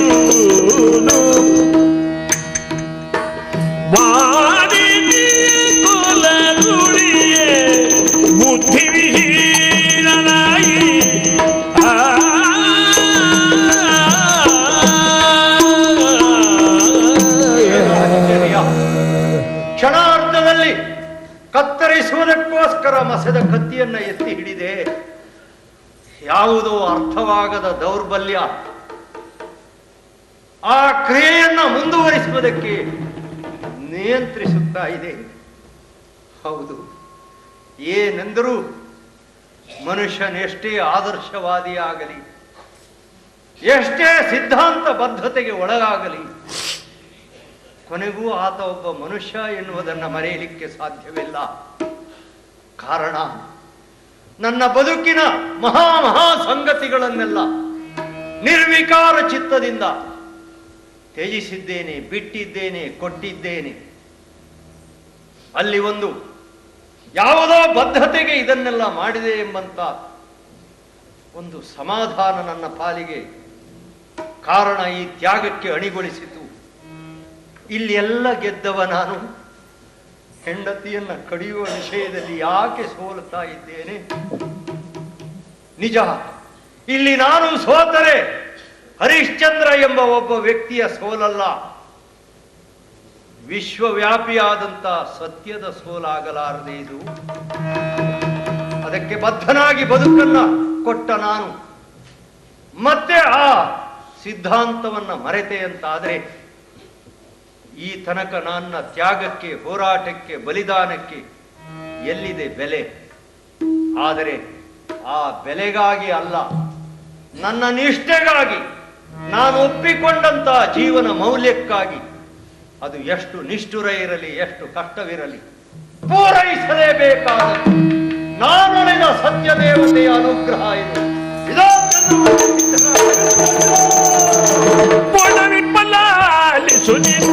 ಜಪಡತಿಯ ಕೊಲ್ಲದಿರತ್ತ ಹುಡುಗಿಯರನ್ನು ವರಿಸಿದ್ದು ಪಡೆಯು ಕಚ್ಚಿ ಬಡಿದಿಗ ಬಾಲಗೆ ಕೊಡುವೆನು ಜೀವ.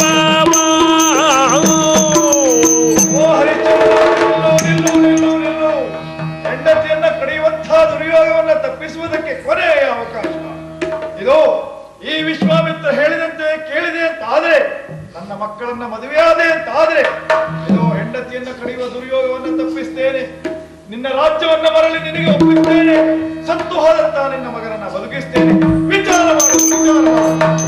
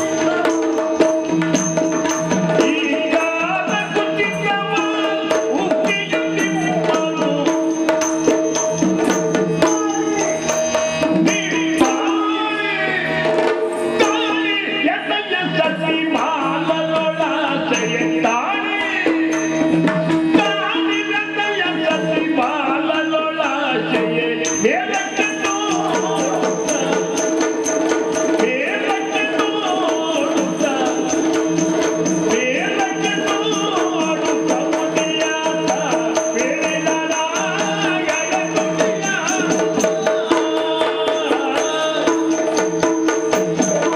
ಏನು ಆಶ್ಚರ್ಯ! ಮಸೆದ ಕತ್ತಿಯನ್ನ ಎತ್ತಿ ಹಿಡಿದಿದ್ದೇನೆ. ಅದ್ಯಾವ ಧ್ವನಿ, ಅದ್ಯಾವ ಧ್ವನಿ? ಹೌದು, ದಕ್ಷಿಣ ದ್ರವ್ಯವನ್ನ ಕೇಳಿದ ಧ್ವನಿ ಇದೇ ಅಲ್ಲವೇ? ಕಾಡ ಕನ್ನಿಕೆಯರನ್ನ ಮದುವೆಯಾಗುವೆಂದು ಒತ್ತಾಯಿಸಿದ ಧ್ವನಿಯು ಇದೇ ಅಲ್ಲವೇ? ಸಾಕೇತ ನಾಡಿನ ದೇಶಕೋಶ ಭಕ್ಕಸ ಭಂಡಾರಾದಿಗಳನ್ನ ಕೊಡು ಎಂದು ಅಪೇಕ್ಷಿಸಿದ ಧ್ವನಿಯು ಇದೇ ಅಲ್ಲವೇ? ಹಾಗಿದ್ರೆ ಹಾಗಿದ್ರೆ ಓಹೋ,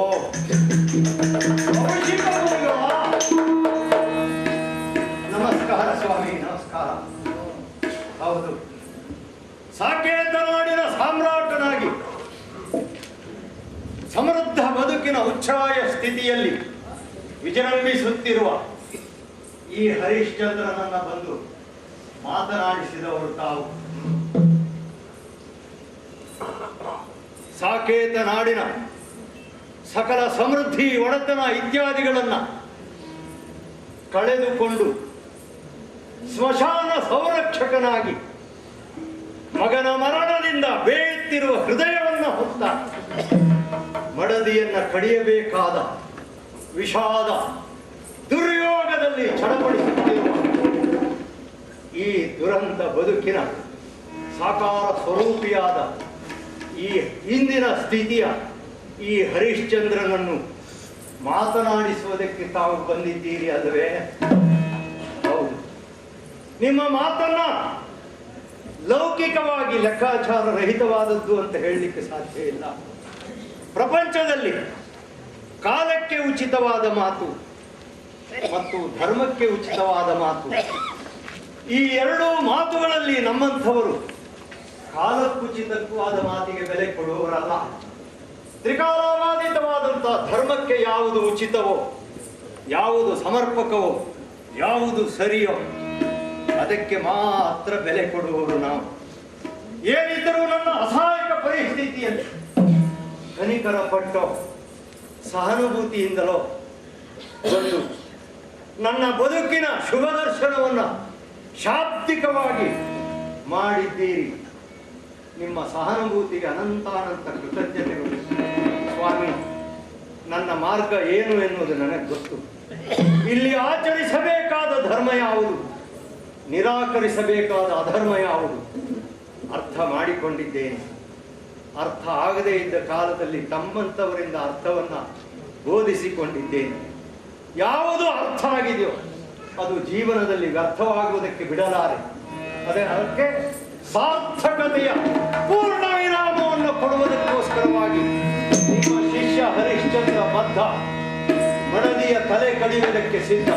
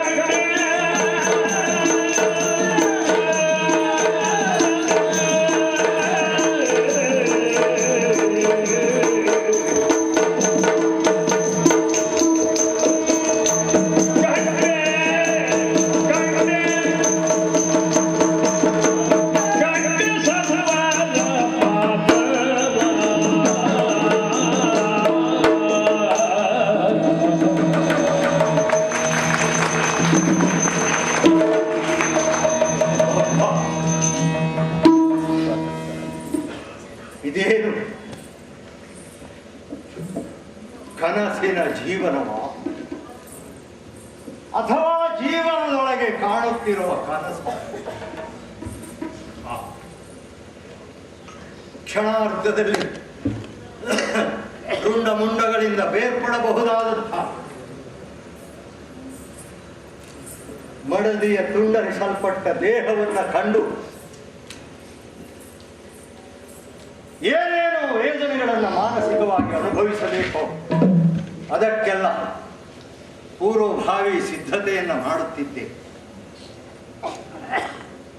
ಕ್ಷಣಾರ್ಧದಲ್ಲಿ ಎತ್ತಿದ ಕತ್ತಿ ಕೈಯಿಂದ ಜಾರಿತು. ಇದು ಸ್ವಪ್ನಾವಸ್ಥೆಯಾಗಿರಲಾರದೆ ಎಂಬ ಭ್ರಮೆ ನನ್ನನ್ನು ಆವರಿಸಿತು. ಯಾಕೆಂದರೆ ವಿಸ್ತಾರವಾದಂಥ ಕಡಲ ಮಧ್ಯದಲ್ಲಿ ಸಾಗುವ ನಾವಿಕ ಅವಘಡದಲ್ಲಿ ಒದಗಿ ಮುಳುಗಿ ಸಾವು ಸಮೀಪಿಸುತ್ತಿರುವ ಕ್ಷಣದಲ್ಲಿ ಯಾರೋ ಇನ್ನೊಬ್ಬ ಬಂದು ಎತ್ತಲಾರನೆ ಎಂಬ ಕನಸನ್ನು ಕಾಣುತ್ತಾನೆ, ಚಡಪಡಿಸುತ್ತಾನೆ. ಹಾಗೆ ನನ್ನ ಸತ್ಯನಿಷ್ಠೆಯ ಅಂತಿಮ ಗುರಿಯ ಕಡಲ ತೆರೆಯ ಮೇಲೆ ನನ್ನ ಬದುಕಿನ ನಾವೇ ಹೊಯ್ದಾಡುತ್ತಿರುವಾಗ ಆಚೆ ಈಚೆ ಏನು ಎಂಬುದನ್ನು ಅರ್ಥವಿಸಿದೆ. ಆಕಸ್ಮಿಕವಾಗಿ ಎಲ್ಲ ಪರಿಸ್ಥಿತಿ ಬದಲಾವಣೆ ನೋಡ್ತಾ ಇದ್ದೇನೆ. ಗಗನ ಮಂಡಲದಲ್ಲಿ ಸಮಸ್ತ ದೇವತೆಗಳು ಸೇರಿ ಹೇಗೋಷಗತ್ತಾರುತ್ತಿದ್ದಾರೆ. ಈ ಕಡೆಗೆ ನೋಡಿದರೆ ಎಚ್ಚರವೋ ಸ್ವಪ್ನವೋ ಬೆರಗಾಗುವ ರೀತಿಯ ಅನುಭವ. ಸತ್ಯಲೋಕ ನಿವಾಸಿಯಾದ ಬ್ರಹ್ಮ, ಕೈಲಾಸವಾಸಿಯಾದಂತಹ ಶಂಕರ, ವೈಕುಂಠವಾಸಿಯಾದಂತಹ ಮಹಾವಿಷ್ಣು, ಮುಕ್ಕೋಟಿ ದೇವತೆಗಳು, ಜೊತೆಗೆ ನನ್ನ ಬದುಕಿನ ಅನೇಕ ತಿರುವಿಗೆ ಕಾರಣೀಕರ್ತರಾದಂಥ ಗುರು ಕೌಶಿಕ ಮುನಿಗಳು ಎಲ್ಲವರು ಒಟ್ಟಾಗಿ ಸೇರಿದ್ದಾರೆ. ಕಡಿಯುವುದಕ್ಕೆ ಎತ್ತಿ ಹಿಡಿದ ಖಡ್ಗ ವಿನೋದವಾಗಿ ನನ್ನ ಮುಂದೆ ಅವರ ಶ್ರೀಹಸ್ತದಲ್ಲಿ ಕಂಗೊಳಿಸುತ್ತಾರೆ. ಕಾರಣ ಖಂಡೇ ಸರ್ವರ ಪಾದವ. ಈ ಪ್ರಪಂಚದಲ್ಲಿ ಇನ್ಯಾರನ್ನೂ ಕಾಣುವ ಅಗತ್ಯ ನನಗಿಲ್ಲ. ಬದುಕಿನಲ್ಲಿ ಯಾವ ಅನುಭವವನ್ನು ಅನುಭವಿಸಬೇಕಾದ ಅಗತ್ಯವಿಲ್ಲವೆಂಬ ನಿರ್ಧಾರಕ್ಕೆ ಒಂದು ಕಾಲದಲ್ಲಿ ಬಂದ ಕ್ಷಣ ಇತ್ತು. ಈ ಕ್ಷಣ ಬದುಕಿನ ಅನುಭವಕ್ಕಾಗಿ ಬದುಕು ಬೇಡ, ಇನ್ಯಾರನ್ನೋ ಕಾಣಬೇಕು, ಅವರ ಸಂದರ್ಶನವನ್ನು ಅನುಭವಿಸಬೇಕು ಎನ್ನುವ ಅಪೇಕ್ಷೆಯಿಂದಲೂ ನನಗೆ ಬದುಕು ಬೇಡ. ಬೇಡದ ಈ ಕಾಲದಲ್ಲಿ ಈ ಮಹನೀಯರಲ್ಲ ಯಾಕೆ ಒದಗಿದರು ನನಗೆ? ದೇವಾ, ಇದೋ ಹರಿಶ್ಚಂದ್ರನ ಅನಂತಾನಂತ ಪ್ರಣಾಮಗಳು, ಅನಂತಾನಂತ ಸ್ವಾಮಿ. ಇವತ್ತು ನನಗೆ ದಿವ್ಯವಾದಂತಹ ದರ್ಶನವನ್ನು ಕೊಟ್ಟಿದ್ದೀರಿ. ಬದಲಾಗಿ ಸಾಕೇತ ನಾಡಿನ ಸಮೃದ್ಧ ದೊರೆಯಾಗಿ ಬದುಕುತ್ತಿರುವ ಆ ಕಾಲದಲ್ಲಿ ನೀವೆಲ್ಲ ಕಾಣಿಸಿಕೊಂಡಿದ್ದರೆ ರತ್ನ ಖಚಿತ ಪೀಠದ ಮೇಲೆ ನಿಮ್ಮನ್ನು ಪ್ರತಿಷ್ಠಾಪಿಸುತ್ತಿದ್ದೆ. ಷಡ್ರಸೋಪೇತ ಭಕ್ಷ್ಯ ಭೋಜ್ಯಾದಿಗಳನ್ನ ನೈವೇದ್ಯಕ್ಕಾಗಿ ನಿಮ್ಮ ಸಮ್ಮುಖದಲ್ಲಿ ಸಮರ್ಪಿಸುತ್ತಿದ್ದೆ. ಸ್ಮಶಾನವಾಸಿಯಾಗಿ ಎಲ್ಲವನ್ನೂ ಕಳೆದುಕೊಂಡ ಪರದೇಶಿಯಾಗಿ ಬದುಕುತ್ತಿರುವ ನನ್ನ ಸಮ್ಮುಖದಲ್ಲಿ ನಿಮ್ಮ ದರ್ಶನ ಆಗ್ತಾ ಇದೆ. ಇರಲಿದ್ದೆ. ಇಂತಹ ಸಂದರ್ಭದಲ್ಲಿ ಇಲ್ಲದೇ ಇದ್ದುದಕ್ಕಾಗಿ ನೆನಪಿಸಿಕೊಂಡು ಹೊರಗಬಾರದಂತೆ, ಇದ್ದದ್ದನ್ನು ಗ್ರಹಿಸಿ ಅದನ್ನು ಬಳಸಿಕೊಳ್ಳಬೇಕಂತೆ. ಪ್ರತಿಷ್ಠಾಪಿಸುವುದಕ್ಕೆ ರತ್ನಖಚಿತವಾದ ಪೀಠ ಇಲ್ಲದೇ ಇದ್ರೇನು, ಅದಕ್ಕಿಂತ ಮಿಗಿಲಾದಂತಹ ಹರಿಶ್ಚಂದ್ರನ ಹೃದಯ ಪೀಠ ಇದೆ, ಅಲ್ಲಿ ನಿಮ್ಮನ್ನ ಸಂಸ್ಥಾಪಿಸಿದ್ದೇನೆ. ಇದೋ ನೈವೇದ್ಯಕ್ಕೆ ಷಡ್ರಸೋಪೇತವಾದಂತಹ ಭಕ್ಷ್ಯಭೋಜ್ಯಾದಿಗಳನ್ನು ಸಿದ್ಧಪಡಿಸುವ ಸಾಧ್ಯತೆಗಳು ನನಗೆ ಇಲ್ಲದೇ ಇದ್ರೇನು, ಬದುಕಿನಲ್ಲಿ ಕಂಡ ಉಂಡ ಮನಗಂಡ ಎಲ್ಲ ಅನುಭವಗಳನ್ನೇ ಪಕ್ವವಾಗಿ ಅಥವಾ ಬದುಕಿನ ನನ್ನ ಪಕ್ವಾನುಭವಗಳನ್ನೇ ನಿಮಗೆ ನೈವೇದ್ಯವಾಗಿ ಸಮರ್ಪಿಸುತ್ತಿದ್ದೇನೆ. ಸ್ವೀಕರಿಸಿ ನನ್ನನ್ನು.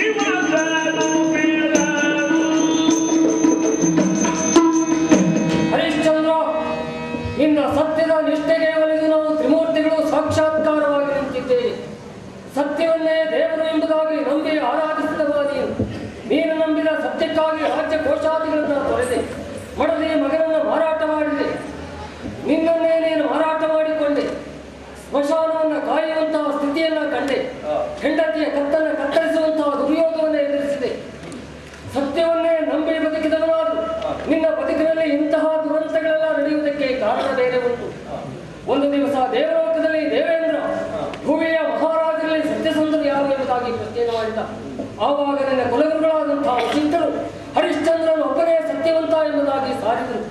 ಅದನ್ನು ಕೇಳಿ ಬುದ್ಧರಾದಂತಹ ಕೌಶಿಕರು ಹರಿಶ್ಚಂದ್ರನ ಸತ್ಯದ ನಿಷ್ಠೆ ಏನು ಎಂಬುದನ್ನು ಪರೀಕ್ಷೆಗೆ ಗುರಿಪಡಿಸುತ್ತೇನೆ ಎಂಬುದಾಗಿ ಪ್ರತಿಜ್ಞಾಬದ್ಧರಾದರು. ಮಾಡಿದ ಪ್ರತಿಜ್ಞೆಯಂತೆ ಚಿತ್ರ ವಿಚಿತ್ರವಾದಂತಹ ಸನ್ನಿವೇಶಗಳನ್ನು ನಿರ್ಮಾಣ ಮಾಡಿ ನಿನ್ನನ್ನು ಪರೀಕ್ಷೆಗೆ ಗುರಿಪಡಿಸಿದರು. ಹೀಗೆ ದೇವತೆಗಳು ಕೂಡಿ ನಿರ್ಮಾಣ ಮಾಡಿದಂತಹ ಈ ಸತ್ವ ಪರೀಕ್ಷೆಯ ನಾಟಕದಲ್ಲಿ ಸ್ವತಃ ದೇವತೆಗಳು ಭಾಗವಹಿಸಿದ್ದಾರೆ. ಕಾಶಿ ಕ್ಷೇತ್ರದಲ್ಲಿ ನಿನ್ನ ಮಡದಿ ಹಾಗೂ ಮಗನನ್ನ ಕೊಂಡಂತಹ ವ್ಯಕ್ತಿ ಸಾಕ್ಷಾತ್ ಅಗ್ನಿ. ಹಾಗೆ ನಿನ್ನ ಮಗನನ್ನ ಕಚ್ಚಿಕೊಂಡಂತಹ ವ್ಯಕ್ತಿ ನನ್ನ ಮಗನಾದಂತಹ ಸುಬ್ರಹ್ಮಣ್ಯ. ನಿನ್ನನ್ನು ನೀನು ಯಾರಿಗೆ ಮಾರಿಕೊಂಡಿ ಆ ಬಾಹುಕ ಧರ್ಮಗಳನ್ನು ನಿರ್ಣಯಿಸಬಹುದಾದಂತಹ ಶಕ್ತಿಶಾಲಿ ಯಮಧರ್ಮ. ಹೀಗೆ ಸತ್ಯವನ್ನೇ ನಂಬಿ ನೀನಿಲ್ಲಿ ಇಷ್ಟೆಲ್ಲ ಕಾರ್ಯವನ್ನು ಕೈಗೊಂಡಿದ್ದೀಯ ಹರಿಶ್ಚಂದ್ರ. ಈಗ ದೇವತೆಗಳೆಲ್ಲ ಇಲ್ಲಿ ಪ್ರಾಮಾಣಿಕವಾಗಿ ಸೋಲನ್ನು ಒಪ್ಪಿಕೊಂಡಿದ್ದಾರೆ. ಈ ಸತ್ವ ಪರೀಕ್ಷೆಯ ನಾಟಕದಲ್ಲಿ ನೀನು ವಿಜಯಶಾಲಿಯಾಗಿದ್ದೀಯ. ಈ ಕಾಶಿ ಕ್ಷೇತ್ರದಲ್ಲಿ ನೀನು ಕೆಲವು ಕ್ಷುದ್ರವಾದಂತಹ ಕಾರ್ಯಗಳನ್ನು ಕೈಗೊಂಡಿದ್ದರೂ ಸತ್ಯಕ್ಕಾಗಿ ಅದನ್ನು ಮಾಡಿದ್ದರಿಂದ ನಿನಗೆ ವಿಶೇಷವಾದಂತಹ ಪುಣ್ಯಗಳೆಲ್ಲ ಲಭ್ಯವಾಗಲಿಕ್ಕಿದೆ. ಸ್ಮಶಾನವನ್ನು ಕಾದದ್ದರಿಂದ ಯಜ್ಞ ಸಂರಕ್ಷಣೆಯ ಪುಣ್ಯ, ಹೆಣದಕ್ಕಿಯನ್ನು ಊಟ ಮಾಡಿದ್ದರಿಂದ ಚಾಂದ್ರಾಯಣ ವ್ರತವನ್ನು ಮಾಡಿದಂತಹ ಪುಣ್ಯ, ವೀರಬಾಹುಕರ ಸೇವೆಯನ್ನು ಮಾಡಿದ್ದರಿಂದ ಗುರು ಸೇವೆಯನ್ನು ಮಾಡಿದಂತಹ ಪುಣ್ಯಕ್ಕೆ ನೀನು ಭಾಗಿಯಾಗಿದ್ದೀಯ. ಸತ್ಯವನ್ನೇ ನಂಬಿ ಇಷ್ಟೆಲ್ಲ ಮಾಡಿದ್ದರಿಂದ ಇಲ್ಲಿಯವರೆಗೆ ಒಬ್ಬ ಸಾಕೇತ ನಾಡಿನ ಸಾಮ್ರಾಟನಾಗಿ ಬದುಕಿದವ.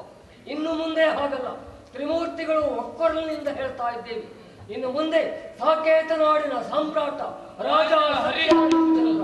ಸತ್ಯ ಸತ್ಯ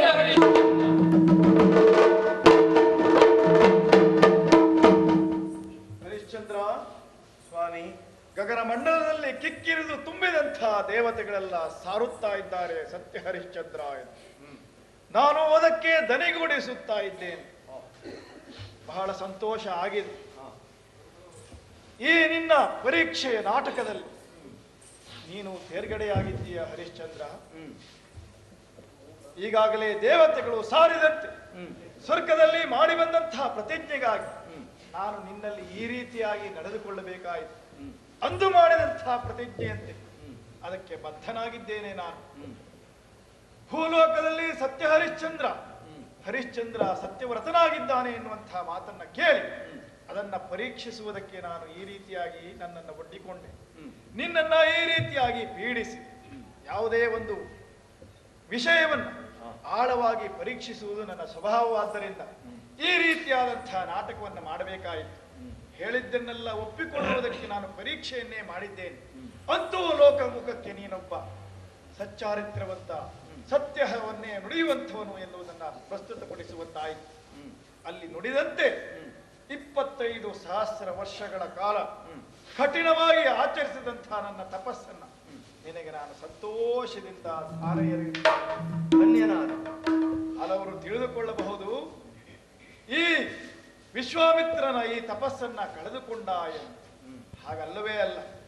ಲೋಕದ ಹಿತಕ್ಕಾಗಿ, ಬಹುಜನರ ಹಿತಕ್ಕೆ, ಬಹುಜನರ ಸುಖಕ್ಕಾಗಿ ಆಚರಿಸುವಂತಹ ತಪಸ್ಸು ಒಳ್ಳೆಯ ಒಬ್ಬ ವ್ಯಕ್ತಿಗೆ ಅದನ್ನು ಕೊಡುವಂತಹದ್ದು, ಭಾಗ್ಯದಿಂದ ಬರುವಂತಹದ್ದು. ಮನ ತುಂಬಿ ನಾನು ನಿನಗೆ ಕೊಡ್ತಾ ಇದ್ದೇನೆ.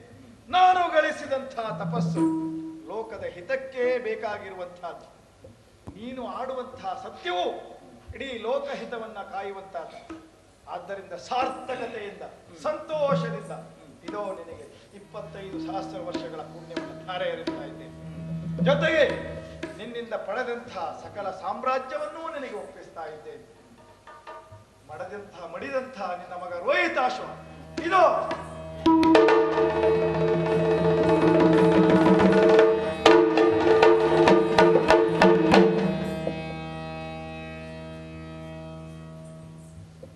ಸ್ವಾಮಿ, ಲೋಕದಲ್ಲೊಂದು ಪ್ರಸಿದ್ಧವಾದಂತ ನಂಬುಗೆ ಜೊತೆಗೆ ಮಾತು ಎರಡೂ ಸೇರಿದೆ. ಶಿಲೆಗೆ ಶಿಲ್ಪಿ ಎಂದೂ ವೈರಿ ಆಗಲಾರ. ಮೇಲಿಂದ ಮೇಲೆ ನೋಡುವವರಿಗೆ ಶಿಲೆಯನ್ನ ಕಡಿಯುವುದರಿಂದ, ಕೆತ್ತುವುದರಿಂದ, ಮೆತ್ತುವುದರಿಂದ ಶಿಲೆಗೆ ಹಿಂಸೆಯನ್ನು ಕೊಡುತ್ತಿದ್ದಾನೆ ಶಿಲ್ಪಿ ಅಂತ ಅನಿಸಬಹುದು. ಆದರೆ ಸಾಮಾನ್ಯವಾದ ಮೆಟ್ಟಬಹುದಾದಂಥ ಕಲ್ಲನ್ನು ಕೆತ್ತಿ ಪೂಜಿಸಬಹುದಾದಂತಹ ಮೂರ್ತಿಯನ್ನು ಮಾಡುತ್ತಾನೆ. ಸಾಮಾನ್ಯವಾದ ಕಲ್ಲಿಗೆ ದೇವತ್ವದ ಸ್ವರೂಪವನ್ನು ಆತ ತಂದಿಡುತ್ತಾನೆ. ಹಾಗೆ ಒಬ್ಬ ಸಾಮಾನ್ಯ ಮನುಷ್ಯನಾದಂಥ ನನ್ನನ್ನು ಕೆತ್ತಿದಿರಿ, ಮೆತ್ತಿದಿರಿ, ಕಡಿದಿರಿ, ಬಡಿದಿರಿ, ಆ ಮೂಲಕವಾಗಿ ಸಮಸ್ತ ದೇವಾನು ದೇವತೆಗಳೇ ಹೇಳುವ ಹಾಗೆ ಸತ್ಯ ಹರಿಶ್ಚಂದ್ರ ಎಂಬಂತಹ ವ್ಯಕ್ತಿತ್ವವನ್ನು ನನಗೆ ಒದಗಿಸಿಕೊಟ್ಟ ನೀವು ನಾನು ನಿಮಗೆ ಸದಾ ಋಣಿ, ಕೃತಜ್ಞನಾಗಿ. ಶುಭವಾಗಲಿ, ಶುಭವಾಗಲಿ.